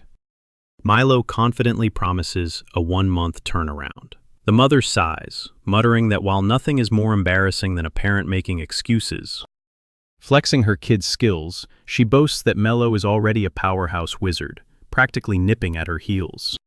The sheer weight of this gift hits Turan like a truck, a custom-forged magical artifact, crafted personally by the Grand Mage. Of a top-tier enchanter family over 30 grueling days? Yeah, that's wild overkill. He steps up, insanely grateful but practically begging her to tone it down. Overkill? The mother snaps back, her eyes narrowing. Are you saying my own flesh and blood's life is worth pennies to you? She shuts down his protests instantly. There's zero room for debate as she commands Turan to crash at their sprawling estate for an entire month. Treat this place like your own castle, she insists, locking him in for the ultimate VIP stay. Fast forward to sunrise. Turan and Aziz are weaving through Zavalon's packed, vibrant alleyways, soaking in the city's chaotic. Looks like my mom is totally obsessed with you, Aziz smirks. He spills the tea, admitting he heavily hyped Turan up the night before, bragging about his insane, raw talent and relentless hardcore grind. Aziz drops a truth bomb. Originally, she was fully prepared to write him off as some broke, wandering noble with zero street cred. But now, total 180. Turan connects the dots, realizing this whole setup smells exactly like a high-stakes recruitment pitch. Bingo, Aziz laughs, exposing her ultimate playbook. Shower them in luxury, trap them in massive debt, and finally, dangle a gorgeous girl in front of them to seal the deal. Honestly, half the veterans in their guild got totally snared in that exact honey trap. Turan deadpans, sweat dropping. Waving it off, Aziz tells him to chill, The epic magical gear is just a flex to score some major brownie points. He swears nobody's holding a shotgun to force a wedding, even if Tehran keeps the loot. Mom's intense, but she's not totally unhinged. Flipping the script, he asks what's on Tehran's agenda for the day. Tehran casually mentions his evening sparring session, locked in with Lady Mesa, asking if something's up. Evening, Aziz's eyes light up. Bro, we've got hours to kill. He physically yanks Tehran off their path, dragging him toward the entertainment district. Let's go on patrol, he winks. Zavalan might not be the glowing capital, but it's packed with hidden gems just waiting to be discovered. He brutally roasts his friend. Wait, don't tell me, were you seriously gonna rot in a dark corner grinding spells all day? Tehran blinks, caught completely off guard. I mean, yeah, YOLO, man, Aziz groans, wrapping an arm around his neck and hauling him straight into the city's chaos. First stop, a flashy underground casino packed with spinning roulette wheels and high-stakes cards. Tehran? Hard pass. Next up, a ridiculously loud tavern overflowing with booze and brawls. Tehran? Eventually, they end up just drifting through the endless maze of the sprawling city. Out of nowhere, Tehran freezes. His gaze locks onto a massive bounty-style poster slapped against a brick wall. His jaw practically hits the floor. Staring back at him is a hyper-detailed sketch. His brain short-circuits. Wait, is that actually the Kiorn? To kill the vibe, they hit up a local theater, a hardcore live-action play where real steel clashes on stage, narrating an epic. The narrator's voice booms. Year 2195. The elite vanguards of Arabian march into the cursed, sun-scorched demon desert. There stood the absolute unit of a knight, Kiorn, channeling literal divine intervention to obliterate the demon. As the curtains drop, Tehran and Aziz are instantly on their feet. Told you it was fire, right? Aziz grins. Tehran nods, genuinely mind-blown. Yeah, that was an absolute masterpiece. A flashback hits him hard. Kiorn had literally called himself just an average guy with a sword. Tehran shakes. He makes a silent, ironclad vow. The exact second they cross paths again, he is demanding the unfiltered truth behind this insane myth. Crack of dawn. Tehran blinks his eyes open, only to find the towering figure of Haram aggressively looming over his bed. Did your frail body recover, boy? The giant. Tehran flinches, stammering a quick yes, while wondering why this absolute unit is in his room. Haram smirks, noting he scanned Tehran's physical frame yesterday and found it surprisingly top tier. Time to forge that meat, Haram booms, barking a command to get up. Tehran scrambles out of bed, nervously asking if they're about to spar. Muscles don't build themselves on a soft mattress, Haram growls. True strength is hammered in the crucible of pain. He glares down at the kid. Unless you're too scared to bleed? Tehran instantly accepts the challenge. Deep down, he knows leveling up through hellish torture beats wasting another day goofing off. Bam! The door flies open. Aziz kicks his way inside, hyping up some crazy new street festival he just heard about. He freezes mid-sentence. His eyes lock onto his massive uncle, Haram Burke, and the color instantly drains from his face. Haram just locks eyes with him. We're going to the training ground. He flashes a devilish grin at his nephew. Your pathetic, scrawny frame needs an upgrade too. You're coming with us, right? But Asus practically trips over his own feet, backing away, his face pale with sheer terror. He spits out a panicked lie, claiming he just walked through the door and is way too exhausted to do anything. Then he just bolts like his life depends on it. Tehran blinks, totally clueless as to why the guy is acting so unhinged. But oh, he figures out the brutal truth real quick. Because he instantly gets dragged into an absolutely soul-crushing weightlifting session. Haram towers over him like an absolute unit, while Tehran struggles to bench a stack of monstrous iron plates. Shut out your body's pathetic whining, Haram barks, demanding another rep. Tehran lets out a gut-wrenching groan. Haram rips into him, snapping that if he gives up over a tiny bit of muscle burn, then his mind is already a slave to his own physical frailty. He screams for one final push. Tehran's arms shake violently, until, at last, Haram smirks, calls it good, and lets the torture end. Turan immediately crashes to the ground, desperately sucking in air. Haram chuckles, asking if it is rough, and Turan can only wheeze out a pathetic, "Yeah." Haram points out that Turan is crazy lucky. Since he is a mage, surviving this hellish workout just once is actually enough. Turan catches his breath, wondering aloud if regular people have it worse. Haram drops some knowledge. A normal human body will eventually turn soft and squishy over time, even after being pushed to the absolute limit. Non-magic users have to grind non-stop just to keep their gains. But mages? They have a built-in cheat code called mana. This magic energy constantly works in the background, locking their physical stats at peak. So once a mage gets shredded, they stay shredded. Then, Haram flashes a wicked grin and announces that Turan's break is officially over. Turan's eyes go wide with pure dread, stammering that his muscles are still screaming. But Haram's face drops into a deadpan, terrifying glare. "Your body doesn't lie," he growls. He roars that playtime is over, and it is time to drill some hardcore weapon and combat skills into his skull. Turan wails in sheer misery as the brutal boot camp cranks up to 11. Honestly, the following days at the Berg estate were a crazy grind. Every morning, he rolls out of bed at dawn to spar with Haram inside a bizarre gravity chamber, where every single movement feels like lifting a truck. One sloppy step in there, and you are literally getting plastered to the floor. By sunset, he drags himself back to the main house for a grueling magic session with Mesa. She demonstrates this insane trick, snapping her fingers to spark up raw electricity, sending brilliant golden lightning dancing violently between her palms. And just like that, 3 grueling weeks vanish in the blink of an eye. Turan blasts a massive lightning bolt right at a dummy, but it completely whiffs the target. Standing behind him, Mesa crosses her arms, realizing he is fumbling this way harder than she thought. Turan flashes an awkward smile, shrugging that it is probably because he does not have that Arabian family bloodline. She sighs, admitting she is pretty useless at coaching him on this. Giving a slight nod, she confesses she has literally never thought about aiming lightning like a sniper rifle. "Don't you just point and blast?" she asks, genuinely confused.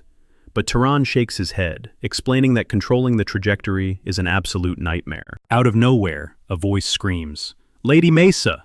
A random guy rushes onto the training grounds, side-eyeing Turan before demanding to know who the kid is. Mesa shoots the guy a deadly, ice-cold glare. "None of your damn business," she snaps, demanding to know why he is crashing her session.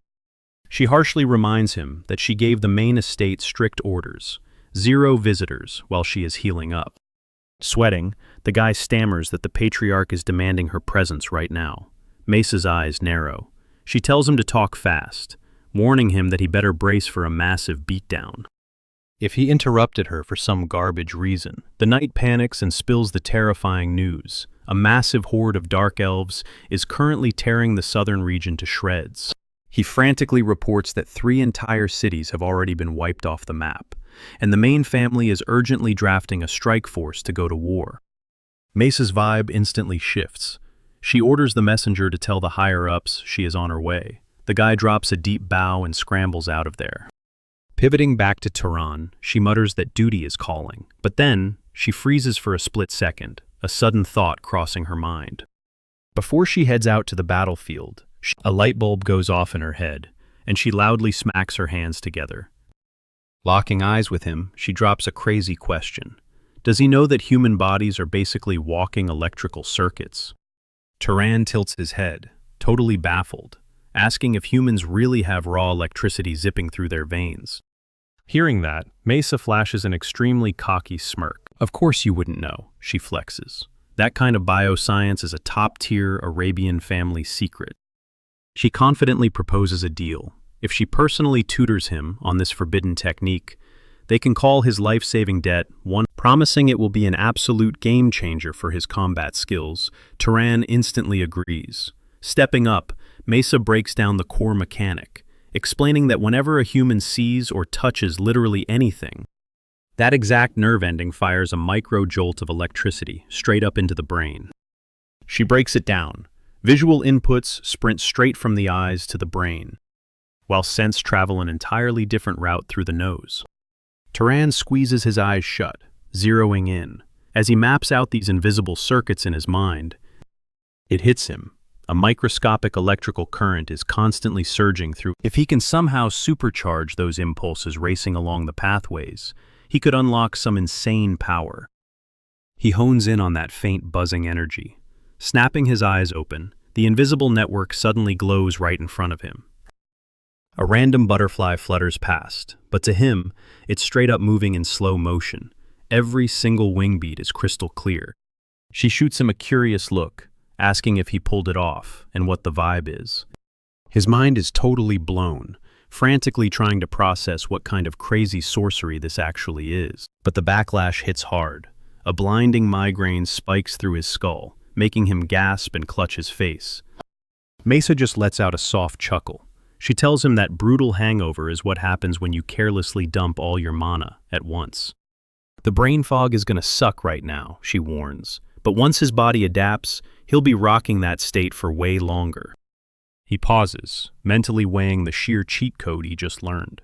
No matter how you slice it, this high-tier knowledge is way too precious. For the measly payment he handed over, levitating gracefully off the ground, she smirks and tells him to treat it like a startup investment. The kid clearly has crazy potential, so, when he inevitably masters some legendary magic down the line, she fully plans on cashing in. With major interest, she vanishes into the horizon, leaving him staring after her in total silence. We cut straight to the bustling heart of Morgan City, smack in the middle of the Daking Plains.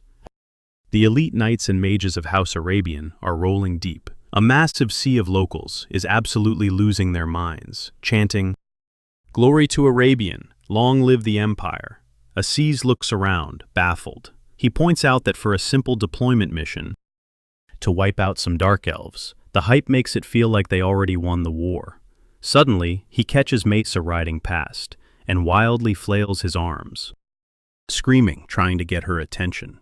But his dad swiftly yanks his arm down, hissing at him to act like a proper aristocrat. Out of nowhere, a booming voice announces the grand entrance of the patriarch. An imposing, towering silhouette parts the roaring sea of people. Turan locks eyes on the man, immediately recognizing the legendary boss of the family, the one and only Battle Arabian.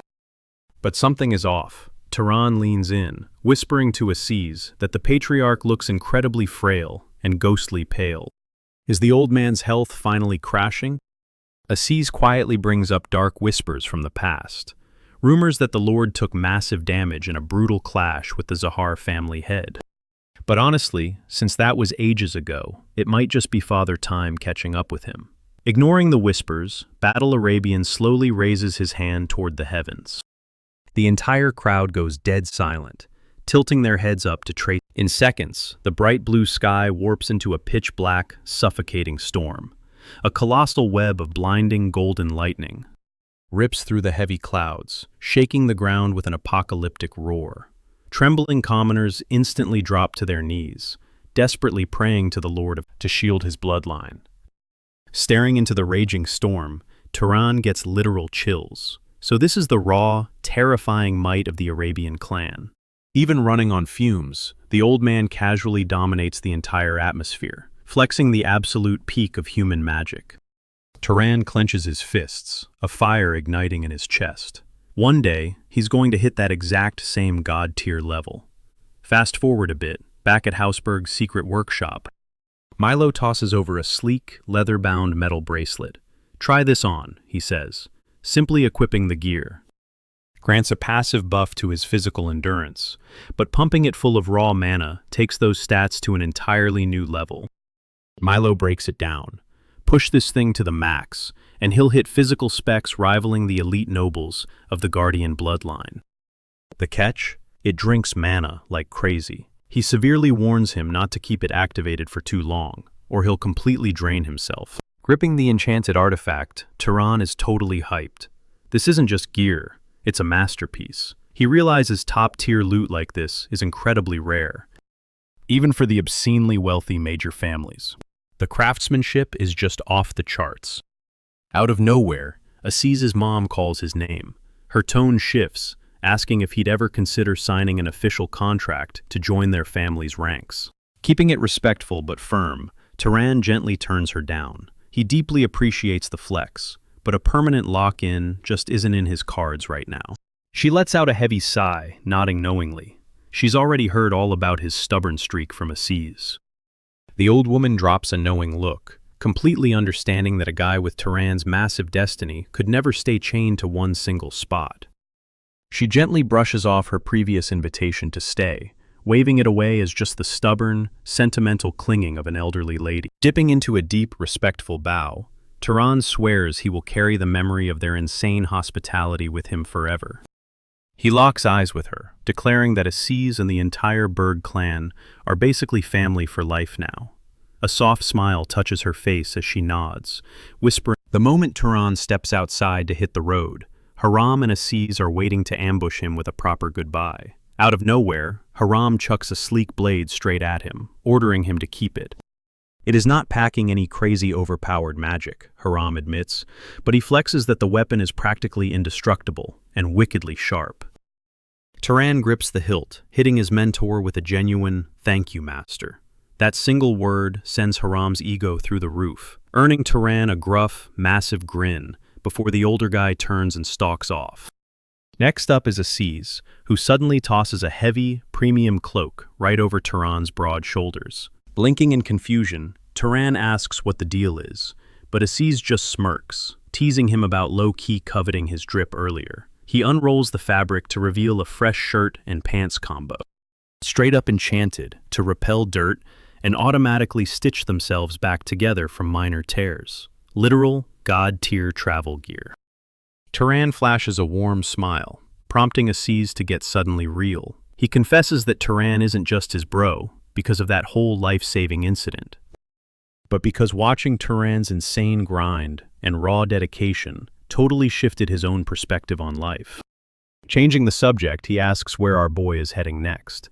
Turan gazes toward the horizon, casually dropping that he is blazing a trail straight east. Aziz nods, mentioning that Carmen is out that way, but frantically shakes his head, begging Turan to dodge any boat rides if he can help it. He shudders, whining that the ocean waves out there are absolutely brutal, literally making the wine glasses dance right off the tables. Turan just chuckles internally, knowing damn well he has to face those nightmare waves head-on to reach the mysterious land of Zahar, hidden deep within the scorching Enril desert. But hey, he keeps his mouth shut to avoid stressing his bro out. Throwing a final punchline, Aziz claims a guy as ridiculously stubborn as Turan would survive an apocalypse, demanding he make it back alive so he can— "You bet," Turan throws back with a wave, finally spinning on his heel to carve his path through the swaying, waist-high grass. Shouldering his massive pack, the quiet reality of being a lone wolf again kicks in. But instead of getting sappy, he decides it is the perfect time to flex his recent power-ups. Channeling his mana, Turan triggers his movement magic and takes one single, explosive step. His speed is completely broken. He straight up vanishes from the naked eye. To any regular person, he is nothing but a violent gust of wind tearing through the air. Blazing forward, he swallows up miles of terrain in mere seconds, tearing through sleepy villages, bustling cities, and dense, shadowy forests. He doesn't even pause. Hours blur by before he finally skids to a halt. Deep inside a wild jungle, he gazes up at a towering mountain when a sickening scent hits his nose. At first, he brushes it off as a harmless campfire. But no, the stomach-churning stench hanging in the air is way too foul for that. It's the unmistakable, horrifying reek of roasting flesh.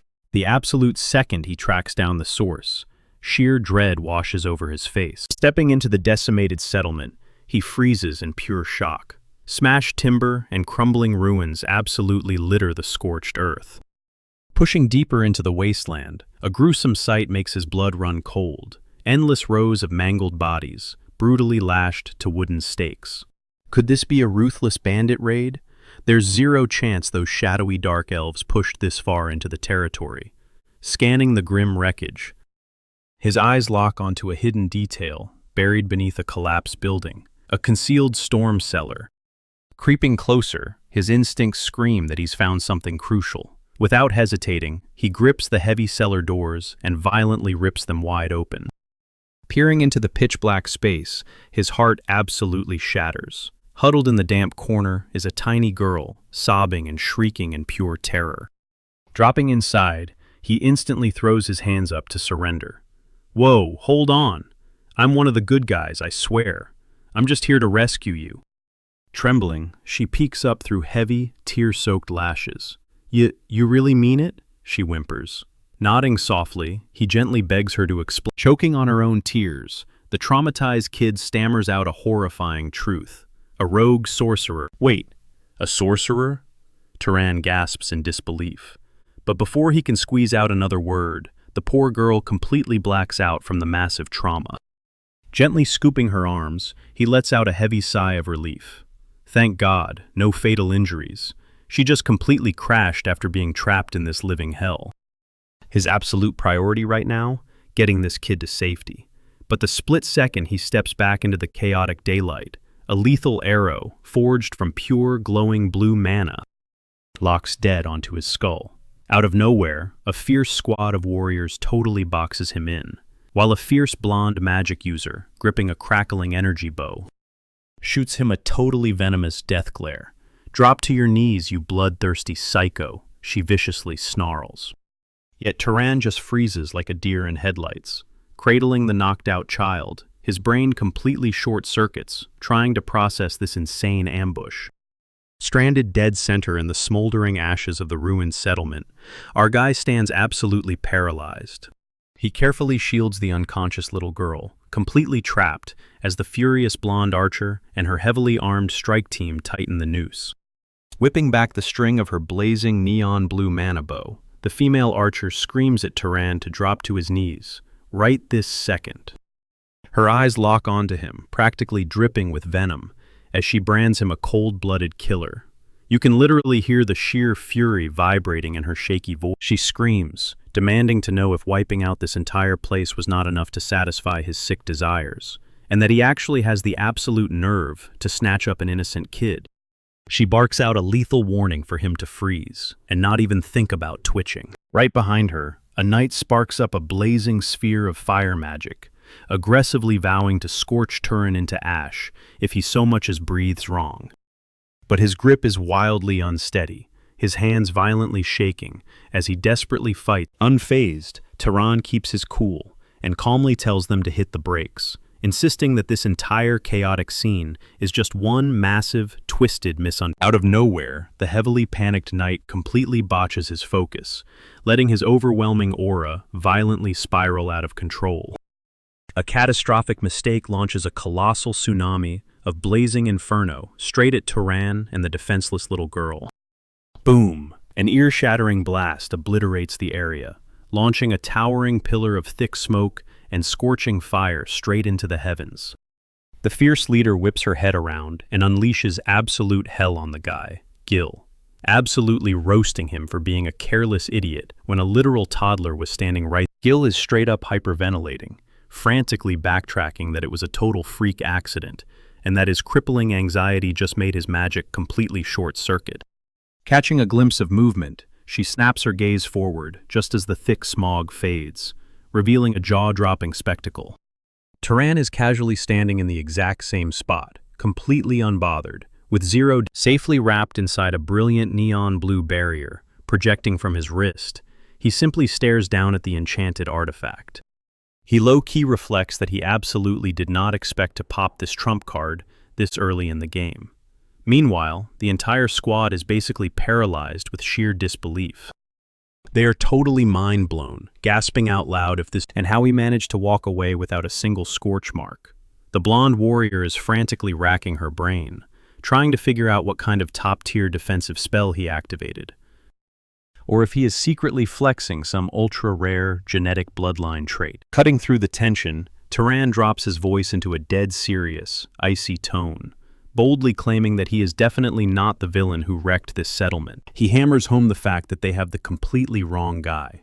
But honestly, his patience is running dangerously thin, and he drops a heavy ultimatum, promising that if they throw one more spell his way, he will definitely not hold back. Feeling the insanely oppressive weight of his raw mana, she instantly drops her weapon, completely killing her hostile vibe. She takes a second to process and realizes his alibi actually checks out. It makes absolutely zero sense for a monster to orchestrate such a group only to stick around the crime scene to play hero for a toddler. Stepping down, the fierce archer introduces herself as Bison and asks for his real identity. He smoothly replies that he goes by Turan. Bison admits that even though the sketchy crime scene makes him look crazy guilty, she still has a tough time fully trusting him. However, Turan gestures directly at the sleeping kid in his arms, pitching the super logical idea that they just grill her for the truth whenever she snaps out of it, confidently pointing out that the little survivor definitely locked eyes with the actual mastermind. Bison looks absolutely floored, echoing his words as she demands to know if the tiny witness actually spotted the infamous fire starter. Turan visibly frowns, utterly clueless, and asks her what she even means by this whole fire starter title. Bison is genuinely shocked by his total ignorance, questioning how on earth he has managed to live under a rock and not know about the arsonist. Turan flat out admits he has zero clue. She instantly fills him in, breaking down that the arsonist is an unhinged, psychopathic mage responsible for this horrific atrocity. For the last couple of months, this absolute maniac has been going on a systematic rampage, targeting totally remote communities, brutally binding up the innocent locals and turning them to ash while they are still breathing. She drops the chilling detail that since this monster never leaves anyone breathing, the authorities cannot even figure out if the killer is a guy or a girl. The only single trace they have is this terrifying urban legend moniker, the arsonist. After a tense wait, the traumatized kid finally blinks awake and immediately clears Turan's name for the whole squad, vividly detailing that the actual villain who ambushed them was rocking a striking crimson cape and a wildly unkempt beard. She shivers, recalling his deeply terrifying death stare, basically painting the picture of a crazed, hulking lumberjack. Catching this massive plot twist, the entire elite squad instantly gets slapped by the brutal reality of their They are immediately swallowed by a giant wave of cringe and guilt for jumping the gun on an innocent dude. Bison and the rest of the crew humbly drop their heads, dropping a super genuine apology, fully owning up to acting like absolute jerks just because they let their reckless impatience take. She confesses to Turan that drawing her weapon on him was a colossal fail on her part, while Gil awkwardly chimes in to say, "My bad," as well. Turan silently studies their reaction, internally noting that even in the high-tier circles of elite nobility, there are still hotheads who let their obsessive sense of justice completely hijack their, sparking a nostalgic flashback to Midden, who was genuinely a solid, top-tier commander. Turan locks eyes with the squad and drops a pretty chill response, simply telling them that as long as they prioritize the little girl's safety over their egos, they are totally cool. Letting out a heavy sigh, he totally brushes off their mistake. Then, he cuts right to the chase, asking if their squad actually rolled up here just to capture that fire. Bison nods, explaining that they stumbled onto the smoldering ruins of a brand new blaze. The second they spotted Turan in the smoke, they thought they had finally nailed the twisted psycho, but obviously, that was a massive fail. But now, armed with an actual description of the real suspect, Why is she so sure? Because her squad packs a built-in, living radar. Turan tilts his head, totally intrigued, and pushes her to spill the details. A tracker? That instantly screams Zahar bloodline to him. So, he presses them, wondering what elite Zahar members are doing slumming it out in a place like this. Waving her hands frantically, Bison shuts that theory down fast. Nope, definitely not Zahar's. She proudly drops her full title, Bison Carmen. Representing the Carmen household, she gestures to the crew backing her up, explaining they are ride-or-die allies from their loyal vassal clans. Pointing toward her silver-haired squad mate, she breaks down Asha's background. Turns out, way back in the day, one of Asha's ancestors actually crossed paths and mixed blood with... Sure, the genetic lottery barely gave Asha a sliver of that power, but it is still enough to make her an absolute beast at sniffing out magic traces. Even though her stealth skills are basically zero, and the stuck-up family elders call it a trash-tier primitive trait, it totally gets the job done. With the beef officially squashed, Bison shifts gears. Her vibe turns deadly serious as she hits Turan with a massive proposition. She straight up asks him to join their hunting party, and to totally sweeten the pot, she offers him 100% of the bounty for bagging this unhinged mage. She does not stop there. She even throws in her personal cut of the mana loot they absorb from the kill. Her only condition? She just wants the official clout and credit for finishing the quest. Turan crosses his arms, questioning how she can accurately gauge this freak's power level if she has literally never laid eyes on him. Bison's expression darkens. She drops a harsh truth. This guy is without a doubt sitting at the noble tier level. She reveals that some of the settlements he recently torched were but it did not matter. Every single one of them was Turan narrows his eyes, digesting this brutal intel. Taking out defenseless civilians is one thing, but wiping out hardened knights? That changes everything. This pyromaniac is no joke. The dude is packing serious heat, and Bison's guess about him being a noble tier powerhouse is probably spot on. He thinks back on his recent grind. Shredding those low-level demonic mobs on the road just is not boosting his stats anymore. A wicked smirk crosses his face. This insane arsonist might just be the exact boss fight he needs to level up right now, so he locks in the deal. Bison practically glows with relief, but before they pop off and start the hunt, Turan pumps the brakes, pointing out they need to get the kid to a safe zone first. The crew relocates to a secure hideout nearby. Turan straight up hands the village elder a massive bag of cash, securing enough funds to raise the little girl until the old man snatches the coin pouch, eagerly promising that he's got it covered and will absolutely keep the kid safe. But Turan shoots him a death glare. He warns the elder he'll be pulling up in a few years to check on her, so he better do exactly as he's told. Sweating bullets, the elder aggressively nods, swearing they have nothing to worry about. With the kid secured, the squad officially kicks off their hunt, trekking right back to the ashes of the ruined village. Aisha, flexing that rare Zahar noble bloodline, shuts her eyes, channeling her tracking abilities. Snap, her eyes fly open. She caught the scent. The team pushes deep into the wild jungle, with Aisha taking point, warning everyone they need to keep their eyes peeled. Turan asks which direction they need to push, and Aisha just signals them to follow her lead. Grinding through thick brush and jagged rocks, they spot massive trees completely shredded along the trail. Aisha suddenly hits the brakes, scanning the area for any hidden clues, while Visin and the squad shadow her every move. Turan questions how she's even pulling off this tracking method. Aisha looks back, breaking it down. First, she hunted for boot prints. Then, once they hit the main dirt path, she zeroed in on the heavy stench of ash. Her logic? Unless this psycho packed a change of clothes, he's definitely still reeking of smoke from torching that whole settlement. Turan is actually impressed by her pro-level skills, suddenly realizing why she couldn't track the target earlier. She didn't even know what to look for. Out of nowhere, Aisha calls out a hit and sprints into the tree line. Visin yells at her to chill and wait up. After a massive cardio sprint, they pull up to the base of a jagged mountain. The crew stares down the mouth of a massive, pitch-black cave. Aisha locks in. The arsonist is definitely hiding in there. Visin glances over, formally calling him Mr. Turan. She asks him to take the front line with her, ordering the rest of the squad to hang back. Summoning a glowing blue magic sphere, they push inside. The eerie blue energy lights up the damp, rocky walls around them.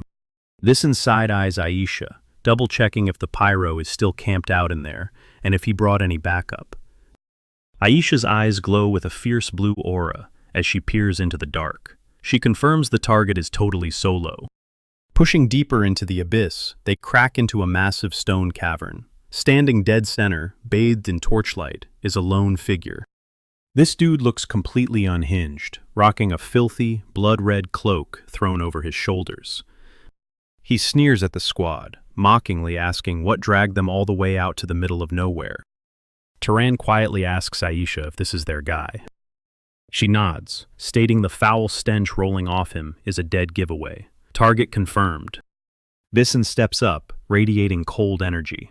Aiming a razor-sharp ice arrow right at his chest, she demands to know if he's the monster. who snatched the locals and scorched their homes. The madman flashes a twisted grin, playing dumb like he has zero clue what she's yapping about. In a split second, his face drops. He throws up a hand, and a massive, blinding wave of hellfire erupts. The inferno engulfs the entire cavern. Aisha and the knights get blasted backward, screaming as the heat scorches them. But Turan's reflexes are insane. He throws up his hands, triggering his artifact, and throwing down a barrier that blocks the blaze from roasting him and Vicen.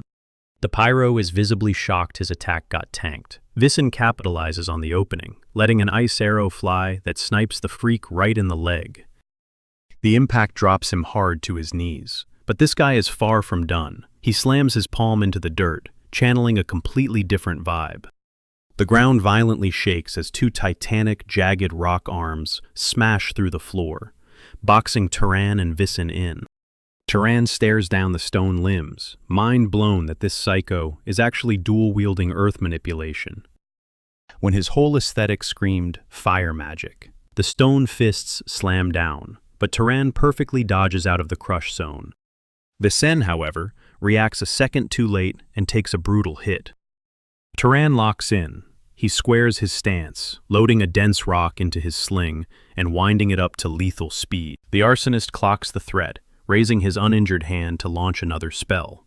But before he can even spark his magic, Turan lets it rip. The rock shatters the sound barrier with terrifying power, leaving the madman zero time to react. The projectile absolutely deletes his casting hand. The lunatic shrieks in pure agony, blood spraying everywhere, collapsing into the dirt, while Turan aggressively rushes his position. Mid-sprint, Turan snaps his fingers together, sparking up a crackling, deadly surge of lightning.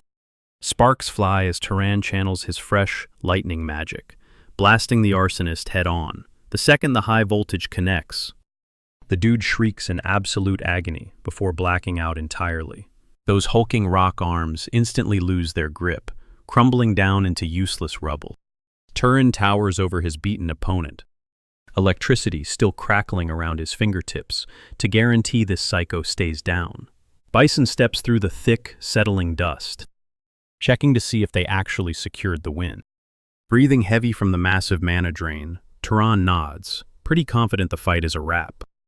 He claims dibs on dealing with this creep personally, waving Bison off to go make sure the rest of their squad is still breathing. Flicking a handful of mysterious seeds into the dirt, Turan flexes his magic once again, causing thick, heavy vines to violently erupt from the soil, practically mummifying the unconscious arsonist. Now that the guy is completely blindfolded and paralyzed, Turan knows it is game over. He gives his hostage a sharp tap with his blade, barking at him to wake the hell up. The arsonist instantly tries to spark his mana, but Turan invades his personal space, slamming the icy edge of his dagger straight against the guy's jugular. He fiercely orders him to freeze, dropping an absolutely chilling final warning. If he even thinks about channeling an ounce of magic, Turan will gladly end his life right here, right now. Panicking through the blindfold, the captive begs to know who they are and how they track down this secret hideout. Turan plays it ice cold, simply stating that they have their own little methods. Then he demands a straight answer. Is this the exact monster who burned those innocent villages to the ground?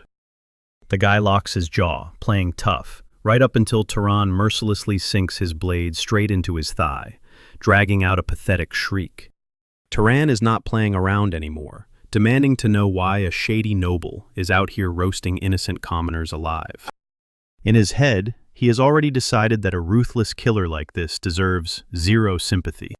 Snapping under the pressure, the man screeches that the Almighty literally ordered him to do it. He babbles that by torching the flesh and souls of the wicked, he can personally ascend and meet his creator.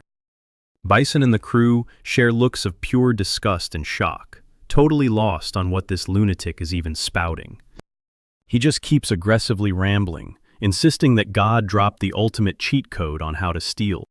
Entirely different magical bloodline. He completely loses it, claiming that if he just turns a few more humans into ash, he will finally unlock the ultimate fire bloodline he has been obsessing over. Bison is violently gagging at the thought, calling out this absolutely unhinged delusion. Like, who in their right mind actually believes you can just steal an inherited bloodline? Slaughtering entire towns for a twisted fantasy is beyond sick, but Turin's expression turns deadly serious. He flashes back to Midden mentioning how ordinary people can totally level up by butchering demonic beasts. And he has literally watched mages pull it off.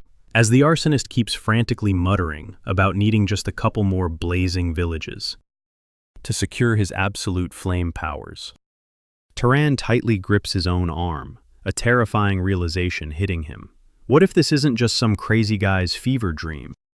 His stomach drops as he faces the dark reality. This psycho might have actually stumbled onto a massive, twisted glitch in their world system.